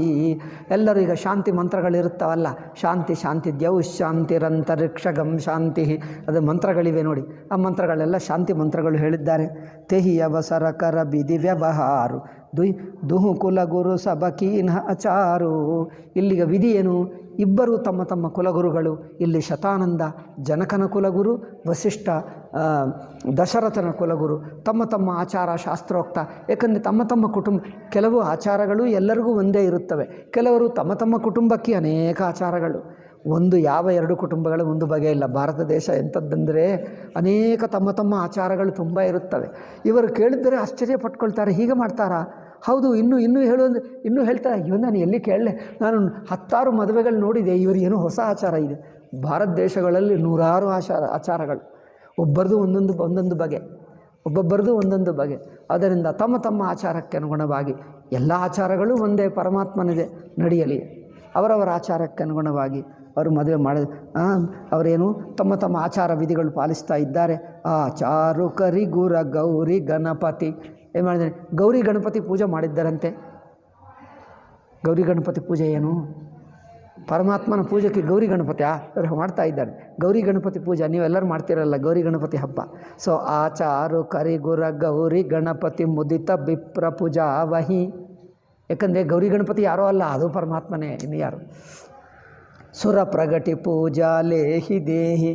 ಅವರು ಪೂಜೆ ಮಾಡ್ತಾ ಇದ್ದಾರೆ, ಅವರೇ ಅಲ್ಲ, ಇನ್ನೇನು ಏನು ಮಾಡ್ತಾರೆ, ಅಷ್ಟದಿಕ್ಪಾಲಕರಿಗೆ ಮಾಡ್ತಾರೆ, ನವಗ್ರಹಗಳಿಗೆ ಮಾಡ್ತಾರೆ. ನವಗ್ರಹಗಳಿಗೆ ಪೂಜೆ ಮಾಡುವಕ್ಕೆ ಹೋದರೆ ಏನು ಮಾಡ್ತೀವಿ ನಾವು? ನವಗ್ರಹಕ್ಕೆ ಇಲ್ಲಿ ಒಂದು ಅಡಿಕೆ ಇಡ್ತಾರಾ? ಏನಿಡ್ತಾರೆ? ಅಡಿಕೆನ ಹಲ್ದಿ ಮುದ್ದೆಯ ಏನಿಡ್ತಾರೆ? ಅಡಿಕೆ ಇಡ್ತಾರೆ. ಸೊ ಅಡಿಕೆ ಇಡ್ತಾರಲ್ಲ, ಅವರು ಅಡಿಕೆಕ್ಕಿಂತ ಸಾಕ್ಷಾತ್ತು ನವಗ್ರಹಗಳೇ ಬಂದುಬಿಟ್ರಂತೆ. ಅವರೇ ಬಂದು ಪೂಜೆ ಕೊಟ್ಟರೆ ತಗೊಳ್ತಾ ಇದ್ದಾರೆ. ಅಷ್ಟದಿಕ್ಪಾಲಕರು, ಇಂದ್ರ ಅವರೇನು, ಯಮ ಮುಂತಾದವರು ಅಷ್ಟದಿಕ್ಪಾಲಕರು ಅವರಿಗೆ ಪೂಜೆ ಮಾಡ್ತಾ ಇದ್ದಾರೆ, ಅವರೇ ತೊಗೊಂಡು ಬಿಟ್ಟರು, ನೇರಾಗಿ ಬಂದು ಪೂಜೆ ಸ್ವೀಕರಿಸ್ತಾ ಇದ್ದಾರೆ. ಇನ್ನೇಕೆ? ಏಕೆ? ರಾಮಚಂದ್ರನ ವಿವಾಹದಲ್ಲಿ ನಾವು ನೇರಾಗಿ ಬರದಿದ್ದರೆ, ಸುಮ್ಮನೆ ವಿಗ್ರಹಕ್ಕೆ ಮಾಡಿದ್ದರೆ ನಾವು ಒಪ್ಕೊಳ್ತೀವಾ? ನಾವೇ ಬರ್ತೀವಿ ಅಂದವರು ನೇರಾಗಿ ಬಂದರು. ನೀವು ಮಾಡಿರುವ ಪೂಜೆ ತಾವು ನೇರಾಗೇ ಸ್ವೀಕಾರ ಮಾಡಿದ್ದಾರೆ. ಏನೇನು ಕೊಟ್ಟರೂ ಸ್ವೀಕಾರ ಮಾಡಿದ್ದಾರೆ. ಅಯ್ಯೋ, ಇದು ನಮಗೆ ಅದೃಷ್ಟ, ನಾವೆಲ್ಲಿ ರಾಮಚಂದ್ರನ ವಿವಾಹಕ್ಕೆ ಬಂದಿದ್ದೇವೆ ಎಂದು ಎಲ್ಲ ದೇವರು ಬಂದರು. ಇಂದ್ರ ಬಂದ, ಅರುಣ ಬಂದ, ಅಗ್ನಿ ದೇವರು, ಎಲ್ಲ ದೇವರು ಇಲ್ಲಿಗೆ ಬಂದರು. ನೀವು ಅಗ್ನಿಹೋತ್ರ ಮಾಡ್ತಾ ಇದ್ದರೆ ಅಗ್ನಿ ನೇರಾಗಿ ಬಂದೇ ಸ್ವೀಕಾರ ಮಾಡ್ತಾನೆ. ಸೊ ಸುರ ಪ್ರಗಟಿ ಪೂಜಾ ಲೇಹಿ ದೇಹಿ, ದೇವತರು ನೇರಾಗಿ ಪ್ರಕಟವಾಗಿ ಟೈಮ್ ಆಯಿತು. ಸೊ ನೇರಾಗಿ ಸ್ವಯಂ ಪ್ರಕಟವಾಗಿ ಪೂಜೆ ಸ್ವೀಕಾರ ಮಾಡ್ತಾ ಇದ್ದಾರೆ. ಅಸೀಸ ಅತಿ ಸುಕುಪಾವಹಿ, ಆಶೀರ್ವಾದ ಕೊಡ್ತಾ ಇದ್ದಾರೆ. ಏಕೆ? ತಮ್ಮ ಕೈಯಿಂದಲೇ, ದೇವತರು ತಮ್ಮ ನೇರ ಕೈಯಿಂದಲೇ ಅತ್ಯಂತ ಸುಖವನ್ನು ಉಂಟು ಮಾಡ್ತಾ ಇದ್ದಾರೆ. ಮಧುಪರ್ಕ ಮಂಗಳ ದ್ರವ್ಯ ಜೋಜಹಿ, ಮಧುಪರ್ಕ ಮಂಗಳ ದ್ರವ್ಯ ಏನೇನಿರುತ್ತದೋ ಅದೆಲ್ಲ ಸಮಯ ಮುನಿ ಮನ ಮಹು ಚಹೆ ಭರೆ ಕನಕ ಕೋಪರ ಕಲಶ. ಕನಕ ಏನದು? ಬಂಗಾರು ಕಲಶದಲ್ಲಿ ತುಂಬಿ ಕಲಶ ಸೋತಬು ಲಿಹಯೇ ಪರಿಚಾರಕರಹೆ. ಅಲ್ಲೆಲ್ಲರೂ ಆ ಕಲಶ ಅಂದರೆ ನಾವು ಏನು ಕಲಶನೇ ಹೇಳ್ತಾರ? ಕಲಶ, ಚಿನ್ನದ ಕಲಶ ಅಂತೆಪ್ಪ. ಚಿನ್ನದ ಕಲಶಕ್ಕಿನ್ನ ಅಲಂಕಾರ ಬೇಕಾ? ನಾವು ಯಾವುದೋ ಕಲಶ ತೊಗೊಂಡದಕ್ಕೆ ಅಲಂಕಾರ ಮಾಡಿ, ಚಿನ್ನ ನೇರಾಗೇ ಇದೆ. ಈಗ ಅದಂಗೆ ಅಲಂಕಾರವೇ ಬೇಡ, ನೇರಾಗಿ ಚಿನ್ನನೇ ಎಲ್ಲಕ್ಕೆ ಅಲಂಕಾರ. ಚಿನ್ನಕ್ಕೆ ಅಲಂಕಾರ ಮಾಡಬೇಕಾ? ಚಿನ್ನಕ್ಕೆ ಅಲಂಕಾರ ಮಾಡ್ತೀವ? ಚಿನ್ನನೇ ಅಲಂಕಾರ. ಹಾಗೆ ಸಾಕ್ಷಾತ್ ಪರಮಾತ್ಮ ಮದುವೆಗೆ ಪರಮಾತ್ಮನೇ ಅಲಂಕಾರ, ಇನ್ನೇನು ಬೇಕು? ಪರಮಾತ್ಮನ ಮದುವೆಗೆ ಅಲಂಕಾರ ಬೇಕು, ಅವನೇ ಅಲಂಕಾರ. ಅವರು ಇರೋದೇ ಅಲಂಕಾರ, ಎಲ್ಲಕ್ಕಿಂತ ದೊಡ್ಡ ಅಲಂಕಾರ ಅವನೇ. ಅದರಿಂದ ಸೋಸಬಲಿಯಹಿ ಪರಿಚಾರಕರ ಹೈ ಕುಲ ರೀತಿ ಪ್ರೀತಿ ಸಮೇತ ರಚಿ ಕವಿ ದೇತ ಸಬು ಸಾದರ ಕಿಯೋ. ಎಲ್ಲರೂ ತಮ್ಮ ತಮ್ಮ ಸಂಪ್ರದಾಯ ಆಚಾರಕ್ಕೆ ಅನುಗುಣವಾಗಿ ಮಾಡ್ತಾ ಇದ್ದಾರೆ. ಯಹಿ ಭಾಂತಿ ದೇವ ಪೂಜಾಯಿ ಸೀತಹಿ, ಸೀತೆಯಿಂದ ಅವರಲ್ಲಿ ಅಲ್ಲಿರ ಏನದು ದೇವರಿಗೆ ಪೂಜೆ ಮಾಡಿಸಿ ಸುಭಗ ಸಿಂಹಾಸನುದಿಯೋ, ಸೀತೆಗೆ ಮಾಡಿ ಒಂದು ಉತ್ತಮವಾದ ಸಿಂಹಾಸನ ಮೇಲೆ ಕೂರಿಸಿದ್ದಾರೆ ಸೀತೆಯನ್ನು. ಸಿಯ ರಾಮ ಅವಲೋಕನಿ ಪರಸಪರ ಪ್ರೇಮುಕಾಹು ನಲಕಿ ಪರೆ. ಈಗ ಸೀತಾರಾಮ ಪರಸ್ಪರ ನೋಡುತ್ತಾ ಇದ್ದಾರೆ. ಅವರ ಪರಸ್ಪರ ಪ್ರೇಮ ಎಷ್ಟು ಇದೆ ಅಂದರೆ ಒಂದು ದೊಡ್ಡ ಸಮುದ್ರ ಅಂತೆ, ಅನಂತ ಆಕಾಶ ಅಂತೆ. ಈಗ ಅದರಲ್ಲಿ ಎಲ್ಲರೂ ಮುಳುಗಿ ಹೋದರೆ ಹೊರತು ಯಾರಿಗೇನು ಗೊತ್ತಾಗ್ತಾ ಇಲ್ಲ, ತಾವೂ ಆನಂದದಲ್ಲಿ ಮುಳುಗಿ ಹೋದರಂತೆ. ಸಿಯ ರಾಮ ಅವಲೋಕನಿ ಪರಸಪರ ಪ್ರೇಮ ಕಾಹುನ ಲಕಿ ಪರೆ. ಇನ್ನು ಯಾರಿಗೆ ಎಷ್ಟು ಪ್ರೇಮ ಅಂದರೆ ಯಾರಿಗೂ ಹೇಳೋಕ್ಕಾಗ್ತಾ ಇಲ್ಲ, ಯಾರಿಗೂ ಗೊತ್ತಾಗ್ತಾ ಇಲ್ಲ. ಮನ ಬುದ್ಧಿ ಬರಬಾನೀಯ ಗೋಚರ, ಮನಸ್ಸುಕಿ ದಾಟಿ ಇದೆ, ಬುದ್ಧಿಕಿ ದಾಟಿ ಇದೆ. ಬುದ್ಧಿಗೆ ಹೇಳೋಕ್ಕಾಗ್ತಾ ಇಲ್ಲ, ಮನಸ್ಸು ಕಳಕಾಗ್ತದೆ. ಮನ ಬುದ್ಧಿ ಕರ ಬಾನೀಯ ಗೋಚರ ಪ್ರಗಟ ಕಬಿ ಕೈಸೇ ಕರೆ. ನಮ್ಮ ಮನಸ್ಸಿಗೆ ಬುದ್ಧಿಗೆ ಸಿಗಲ್ಲ, ಯಾವ ಭಾಷೆಗೂ ಸಾಕಾಗಲ್ಲ. ಆದ್ದರಿಂದ ನಾನು ಅಲ್ಪ ಕವಿ, ನಾನೇನು ಹೇಳ್ತೀನಿ, ತುಳಸಿದಾಸ ಹೇಳ್ತಾನೆ, ನಾನು ಏನು ವರ್ಣಿಸೋಕ್ಕಾಗಲ್ಲ. ಅವರಿಬ್ಬರ ಪ್ರೇಮ ಎಷ್ಟು ಅನಂತವಾಗಿದೆ ಅಂದರೆ, ಎಷ್ಟಿದೆ ಅಂದರೆ ಬ್ರಹ್ಮಾಂಡ ಅಷ್ಟಿದೆ. ಮರಿ ಬ್ರಹ್ಮಾಂಡವು ಎಷ್ಟಿದೆಯೋ ಅಷ್ಟಿದೆ. ಮರಿಗೇನು ಹೇಳಬೇಕು? ಸೃಷ್ಟಿ ಎಷ್ಟು ದೊಡ್ಡದೋ ಅಷ್ಟು ಪ್ರೇಮ ಇದ್ದಂತೆ. ಇಷ್ಟ ಸೃಷ್ಟಿ ಬ್ರಹ್ಮಾಂಡವೇ, ಸೂರ್ಯ ಚಂದ್ರ ನಕ್ಷತ್ರ ಎಲ್ಲ ಬ್ರಹ್ಮಾಂಡ ಪಂಚಭೂತಾದಿಗಳ ಸಮೇತ ಎಷ್ಟಿದೆಯೋ ಅಷ್ಟು ಪ್ರೇಮ ಇದ್ದಂತೆ ಸೀತಾರಾಮರ ಪ್ರೇಮ. ಹೋಮ ಸಮಯ ತನು ಧನಿ ಅನಲಿ. ಈಗ ಹೋಮ ಮಾಡಿಸ್ತಾ ಇದ್ದಾರೆ. ಮೊದಲು ಸೀತಾರಾಮರಿಗೆ ಅಲ್ಲಿ ಹೋಮ ಅಗ್ನಿಹೋತ್ರ ಮಾಡ್ತಾರೆ. ಮದುವೆಯಲ್ಲಿ ಅಗ್ನಿಹೋತ್ರ ಮಾಡ್ತಾರೆ. ಹೋಮ ಸಮಯ ತನು ಧರಿ ಅನಲು. ಹೋಮ ಮಾಡ್ತಾ ಇದ್ದರೆ ಅದು ತುಪ್ಪದಿಂದ, ಅಲ್ಲಿ ತುಪ್ಪ ಹಾಕಬೇಕಲ್ಲವೇ, ಆವಾಗ ಅಗ್ನಿದೇವತ ಸ್ವಯಂ ಎದ್ದು ಬಂದು ಸ್ವೀಕಾರ ಮಾಡಿದ್ದನಂತೆ. ಕೈಯಲ್ಲಿ ತಾನು ಎದ್ದು ಬಂದು ಸ್ವೀಕಾರ ಮಾಡಿ ಆ ಅಗ್ನಿದೇವ ತಾನು ಕುಡಿಯುತ್ತಾ ಇದ್ದಾನೆ. ತುಪ್ಪ ಕೊಟ್ಟಿದ್ದೆಲ್ಲ ಬಾಯಿಯಲ್ಲಿ ಹಾಕ್ಕೊಂಡು ಕುಡಿಯುತ್ತಾ ಇದ್ದಾನೆ. ನೇರಾಗಿ ಅಗ್ನಿದೇವ ಬಂದ. ಏಕೆ? ಸಾಕ್ಷಾತ್ ರಾಮಚಂದ್ರನೇ ತುಪ್ಪ ಹಾಕ್ತಾ ಇದ್ದರೆ ನಾನು ಇನ್ನೊಂದು ರೂಪದಲ್ಲೇಕೆ, ಇದು ನನ್ನ ಸೌಭಾಗ್ಯ ಅಂದ್ಕೊಂಡು ಅಗ್ನಿದೇವ ಸ್ವಯಂ ಬಂದು ಸ್ವೀಕಾರ ಮಾಡ್ತಾ ಇದ್ದಾನೆ. ಸಾಕ್ಷಾತ್ ರಾಮಚಂದ್ರನೇ ಕೊಡ್ತಾ ಇದ್ದಾರೆ, ಇನ್ನೇನು ಬೇಕು? ಹೋಮ ಸಮಯತನು ಧರಿ ಅನಲು ಅತಿ ಸುಖ ಆಹುತಿ ಲೇಹಿ ವಿಪ್ರಭೇಷ ಧರಿ ಭೇದ ಸಭಾ ಕಹಿ ವಿವಾಹ ವಿಧಿ ದೇಹಿ. ದೆನ್ ವಿವಾಹ ವಿಧಿ ಮಂತ್ರಗಳು ಹೇಳಬೇಕಲ್ಲವೇ? ಮಂತ್ರಗಳಿಗೆ ಏನು ಹೇಳಬೇಕು? ಯಾರಿಗೆ ಹೇಳಬೇಕು? ಯಾವ ಋಷಿಗಳಿಗೆ? ವೇದಗಳೇ ಸಾಕ್ಷಾತ್ ಬಂದುಬಿಟ್ಟಿವೆ. ವೇದಗಳೇ ಮನುಷ್ಯ ರೂಪ ಧರಿಸಿಕೊಂಡು ಬ್ರಾಹ್ಮಣ ವೇಷ ಹಾಕ್ಕೊಂಡು ವೇದಗಳೇ 4 ವೇದಗಳು 4 ಬ್ರಾಹ್ಮಣರು ಬಂದರು. ತಾವೇ ಬಂದು ವೇದ ಹೇಗಿದೆ ಅಂದರೆ ನಾವೇ ವೇದ, ನಾವೇ ಹೇಳ್ತಾ ಇದ್ದೇವೆ. ವೇದಗಳೇ ನೇರಾಗಿ ಹೇಳ್ತಾ ಇವೆ. ಯಾರನ್ನು ಕೇಳಬೇಕಂದ್ರೆ ಯಾರನ್ನು ಕೇಳಬೇಕಾಗಿಲ್ಲ, ವೇದಗಳೇ ಬಂದಿವೆ, ಅವೇ ಬಂದಿವೆ. ತುಳಸಿದಾಸರು ನೋಡಿ, ವಿಪ್ರಭೇಷಧರಿ ವೇದ ಸಭಾ, 4 ವೇದಗಳೇ ಬ್ರಾಹ್ಮಣ ವೇಷ ಹಾಕ್ಕೊಂಡು ಬಂದರು. ವೇದವೇ ಮಾತಾಡ್ತಾ ಇದೆ. ಈಗ ವೇದವನ್ನು ಇನ್ನೊಬ್ಬರು ಹೇಳ್ತಾ ಇಲ್ಲ, ವೇದವೇ ತಾನು ವೇದವೇ ವೇದವನ್ನು ಹೇಳ್ತಾ ಇದೆ. ಅಂದರೆ ತಾನೇ ವೇದವನ್ನು ಹೇಳ್ತಾ ಇದ್ದಾನೆ ನೋಡಿ. ವಿಪ್ರಭೇಷಧರಿ ವೇದ ಸಭಾ ಕಹ ವಿವಾಹ ವಿಧಿ ದೇಹಿ. ವೇದ ಮಂತ್ರಗಳು ಯಾವ ಸಂದರ್ಭದಲ್ಲಿ ಯಾವ ಮಂತ್ರ ಹೇಳಬೇಕು ಯಾರು ಹೇಳಬೇಕಾಗಿಲ್ಲ, ಅವರೇ ವೇದ, ಅವರೇ ಹೇಳ್ತಾನೆ ಇದ್ದಾರೆ. ಈಗ ಇದು ನಂತರ ಇದು ನಂತರ ಇದು ಮಾಡು ಎಂದು ತಾವೇ ಹೇಳಿ ಮಾಡಿಸ್ತಾ ಇದ್ದಾರೆ. ಸಾಕ್ಷಾತ್ ವೇದ ಮಂತ್ರಗಳೇ. ಜನಕ ಪಾಠ ಮಹಿಷಿ ಜಗಜಾನಿ ಸೀಯ ಮಾತು ಕಿಮಿಜಾಯಿ ಬಖಾನಿ. ಸೀತಾ ತಾಯಿ ಎಷ್ಟು ಪರಮಾನಂದವಾಗ್ತಾ ಇದ್ದಾಳೆ ಈಗ ಹೇಳೋಕ್ಕಾಗಲ್ಲ. ಜನಕ ಪಟ್ಟ ಮಹಿಷಿ ಜಗಜಾನಿ, ಜನಕಪಟ್ಟ ಮಹಿಷಿ ಎಷ್ಟು ಪರಮಾನಂದ. ಸೀಯ ಮಾತು ಕಿಮಿಜಾಯಿ ಬಖಾನಿ. ಸುಜಸು ಸುಕೃತ ಸುಖ ಸುಂದರ ತಾಯಿ. ಅವರಿಗೆ ಕೀರ್ತಿ ಇದೆ ಸೀತಮ್ಮ ತಾಯಿ ಎಂದು. ಸುಕೃತ ಪುಣ್ಯ ಇದೆ. ಪೂರ್ವಜನ್ಮ ಎಷ್ಟು ಪುಣ್ಯ ಮಾಡಿದ್ದಾರೋ ಅಯ್ಯೋ ಎಷ್ಟು ಹೇಳೋಕ್ಕಾಗಲ್ಲ. ಎಷ್ಟು ಜನ್ಮಗಳು ಕೋಟಿ ಜನ್ಮಗಳು ಮಾಡಿದ್ದರೆ ಸೀತೆಗೆ ತಾಯಿಯಾಗಿ ಹುಟ್ಟಬೇಕು ಅಂದರೆ ಅನಂತ ಪುಣ್ಯ. ಅವರು ಪುಣ್ಯ ರಾಶಿ, ಸುಖ ರಾಶಿ, ಸೌಂದರ್ಯ ರಾಶಿ, ಕೀರ್ತಿ ರಾಶಿ ಎಲ್ಲ ಇವೆ. ಅನಂತ ಕೀರ್ತಿ, ಅನಂತ ಸುಖ, ಅನಂತ ಪುಣ್ಯ, ಅನಂತ ಸೌಂದರ್ಯ ಎಲ್ಲ ಇದೆ. ಸಭ ಸಮೇಟಿ ಬಿದಿ ರಚಿ ಬನ. ಇಷ್ಟೆಲ್ಲ ಸೇರಿಸಿ ಬ್ರಹ್ಮದೇವ ಸೀತಾ ತಾಯಿಯನ್ನು ಮಾಡಿದ್ದಾನೆ. ಸಮವು ಜಾನಿ ಮುನಿ ಬರನ ಬಲಾಯಿ. ಈಗ ಅಷ್ಟರೇ ಮುನಿಗಳನ್ನು ಕರೆದು ಸುನತ ಸುವಾಸಿನಿ ಸಾದರಲ್ಯಾಯಿ. ಅಷ್ಟೇ ಸುವಾಸಿನಿಗಳೆಲ್ಲ ಬಂದರು ಮಿಕ್ಕ ಜನರು. ಜನಕ ಬಾ ಮದಿಸಿ ಸೋಹ ಸುನಯನ. ಇವಳ ಹೆಸರು ಸುನಯನ. ಈ ಸುನಯನ ದೇವಿ ಬಂದು ಜನಕನ ಏನದು ಬಾಮ ಎಲ್ಲಿ ಹೇಳ್ತಾರೆ, ಎಲ್ಲಿರಬೇಕು? ಬಾಮದಿಸಿ ಲೆಫ್ಟ್ಗೂ, ಪತ್ನಿ ಲೆಫ್ಟ್ಗೆ ಇರಬೇಕಾ? ಅದೆಲ್ಲ ಲೆಫ್ಟ್ಗೂ ನಮ್ಗೆ ಗೊತ್ತಿಲ್ಲ. ಓಕೆ, ಅವರು ಜನಕನ ಲೆಫ್ಟ್ಗೆ ಕರೆಕ್ಟ್. ರಾಮ ಬಾಮದಿಸಿ ಜಾನಕಿ ಕರೆಕ್ಟ್ ಲೆಫ್ಟ್ಗೆ. ಸೊ ಈ ಜನಕನಿಗೆ ಲೆಫ್ಟ್ಗೂ ಸುನಯನ ಬಂದು ನಿಂತಿದ್ದಾಳೆ. ಜನಕ ಬಾಮದಿಸಿ ಸೋಹ ಸುನಯನ ಹಿಮಗಿರಿ ಸಂಗ ಬನೀಜನುಮಯನ. ಮೈನಾದೇವಿ ಎಲ್ಲಿ ಪಾರ್ವತಿ ವಿವಾಹ ಮಾಡುವಾಗ, ಮೈನಾದೇವಿ ಯಾರು? ಪಾರ್ವತಿ ತಾಯಿ. ಹಿಮವಂತನ ಜೊತೆಗೆ ಹೇಗೆ ಅಲ್ಲಿ ನಿಂತುಕೊಂಡು ಆ ವಿವಾಹ ಸಂದರ್ಭದಲ್ಲಿದ್ದರೋ ಹಾಗೆ ಇಲ್ಲಿ ಸುನಯನಾದೇವಿ ಜನಕನ ಪಕ್ಕಕ್ಕೆ ನಿಂತುಕೊಂಡಿದ್ದಾಳೆ. ಕನಕ ಕಲಸ ಮನಿ ಕೋಪರರೂರೇ. ಕನಕ ಕಲಶ ತಗೊಂಡು ಬಂದರು. ಅದರಲ್ಲಿ ಶುಚಿ ಸುಗಂಧ ಮಂಗಳ ಜಲಪೂರೆ. ಸುಗಂಧವೂ ಇದೆ, ಮಂಗಳ ಜಲ ಗಂಗಾಜಲ ಅದರಲ್ಲಿ ಪವಿತ್ರವಾಗಿದೆ. ನಿಜಕರ ಮುದಿತ ರಾಯ ಅರುರಾನಿ ಧರೆ ರಾಮಕ್ಕೆ ಹಾಗೆ ಆನಿ. ತಂದು ರಾಮಚಂದ್ರನ ಎದುರಾಗಿ ಆ ಕಲಶ ಜಲದಿಂದ ತುಂಬಿರುವ, ನೀರಿನಿಂದ ತುಂಬಿರುವ ಕಲಶ ಇಟ್ಕೊಂಡು ಬಂದು ನಿಂತಿದ್ದಾರೆ ರಾಮಚಂದ್ರನ ಎದುರಾಗಿ. ಪಾದ ಪ್ರಕ್ಷಾಳನ ಮಾಡಬೇಕಲ್ಲವೇ? ನಿಜ ಕರ ಮುದಿತ ರಾಯ ಅರುರಾನಿ ಧರೆ ರಾಮಕ್ಕೆ ಹಾಗೆ ಆನಿ. ತಮ್ಮ ಕೈಯಲ್ಲೇ ಕಲಶವನ್ನಿಟ್ಕೊಂಡು ಜನಕ ಸುನಯನಾದೇವಿ ಇಬ್ಬರು ನಿಂತಿದ್ದಾರೆ. ಪಡಹಿ ವೇದ ಮುನಿ ಮಂಗಲ ಬಾನಿ. ಆವಾಗೇನು ಆ ವೇದ ಪುರುಷರು ಬಂದಿದ್ದಾರಲ್ಲ, ಅವರೇ ತಮ್ಮ ವೇದ ಮಂತ್ರಗಳನ್ನು ಹಾಡ್ತಾ ಇದ್ದಾರೆ. ಪಡಹಿ ವೇದ ಸುನಿ ಮಂಗಲ ಬಾನಿ ಗಗನ ಸುಮನ ಜರಿ ಅವಸರು ಜಾನಿ. ಅಲ್ಲಿ ವೇದ ಮಂತ್ರಗಳು. ಇವರೇನು ಗಂಗಾಜಲ ಕಲಶದಲ್ಲಿ ಜನಕ ಸುನಯನ ನೀರು ಹಾಕ್ತಾ ಇದ್ದಾರೆ. ಮೇಲಿನಿಂದ ಪುಷ್ಪವರ್ಷ ದೇವತರು ಮಾಡ್ತಾ ಇದ್ದಾರೆ. ವೇದ ಮಂತ್ರಗಳು ಸಾಕ್ಷಾತ್ ವೇದ ಪುರುಷರೇ ವೇದ ಮಂತ್ರಗಳು ಹೇಳ್ತಾ ಇದ್ದಾರೆ. ಈ ಸಂದರ್ಭದಲ್ಲಿ ರಾಮಚಂದ್ರನ ಪಾದ ತಳೆಯುತ್ತಾ ಇದ್ದಾರೆ. ಬರು ಬಿಲೋಕಿ ದಂಪತಿಯನುರಾಗೆ ಪಾಯ ಪುನೀತ ಪಖಾರನಲಾಗೆ. ಈ ಪಾದದಿಂದಲೇ ಯಾವುದಿದು? ಈ ಪಾದದಿಂದಲೇ ಗಂಗಾ ನದಿ ಹುಟ್ಟಿತು. ಈ ಸಾಕ್ಷಾತ್ ರಾಮಚಂದ್ರನ ಪಾದದಿಂದ. ಯಾರ ಪಾದದಿಂದ ವಾಮನಾವತಾರದಲ್ಲಿ ಗಂಗಾ ನದಿ ಹುಟ್ಟಿತೋ ಆ ಚರಣವನ್ನು ಈ ಗಂಗಾ ಜಲದಿಂದ ತಳೆಯುತ್ತಾ ಇದ್ದಾರೆ ಅಲ್ಲವೇ?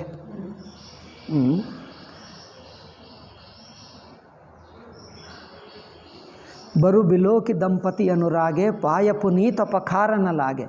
ಲಾಗೆ ಪಖಾರನ ಪಾಯ ಪಂಕಜ ಪ್ರೇಮತನ ಪುಲಕಾವಲಿ ನಭನಗರ ಗಾನ ನಿಸಾನ ಜಯ ಧುನಿ ಉಮಗಿ ಜನು ಚಹುದಿಸಿ ಚಲಿ ಜಯ ಪದ ಸರೋಜ ಮನೋಜ ಅರಿವುರ ಸರಸ ದೈವ ಬಿರಾಜಹಿ ಜೋ ಸಕೃತ ಜೋ ಸಕೃತ ಸುಮಿರತ ಬಿಮಲತಾ ಮನಸ ಕಲ ಕಲಿಮಲ ಭಾಜಹಿ. ಇವತ್ತು ಪದ್ಯ ದೊಡ್ಡದಿದೆ, ಆಗುತ್ತದ ಆಗಲ್ಲ, ತುಂಬ ಇದೆ, ಇನ್ನೂ ಇದೆ. ಮದುವೆ ಇವತ್ತಾಗಲ್ಲ, ನಾಳೆ ಆಗ್ತದೆ. ಇನ್ನೂ ತುಂಬ ಇದೆ, ದೊಡ್ಡದಿದೆ ಮದುವೆ. ಅದು ಟೈಮ್ ಆಯ್ತಲ್ಲ, ನೀವು ಹೋಗಿ ನೀವೇನೋ ಅದೇನೋ ಸೌಂದರ್ಯನೋ ಏನೋ ಅದು ಓದ್ಕೊಂಡು ನಾಳೆ ಹೇಳೋಣ. ಓಂ ಶಾಂತಿ ಶಾಂತಿ ಶಾಂತಿ. ಹರಿ ಓಂ ಶ್ರೀ ಗುರುಭ್ಯೋ ನಮಃ. ಹರಿ ಓಂ ತತ್ಸತ್.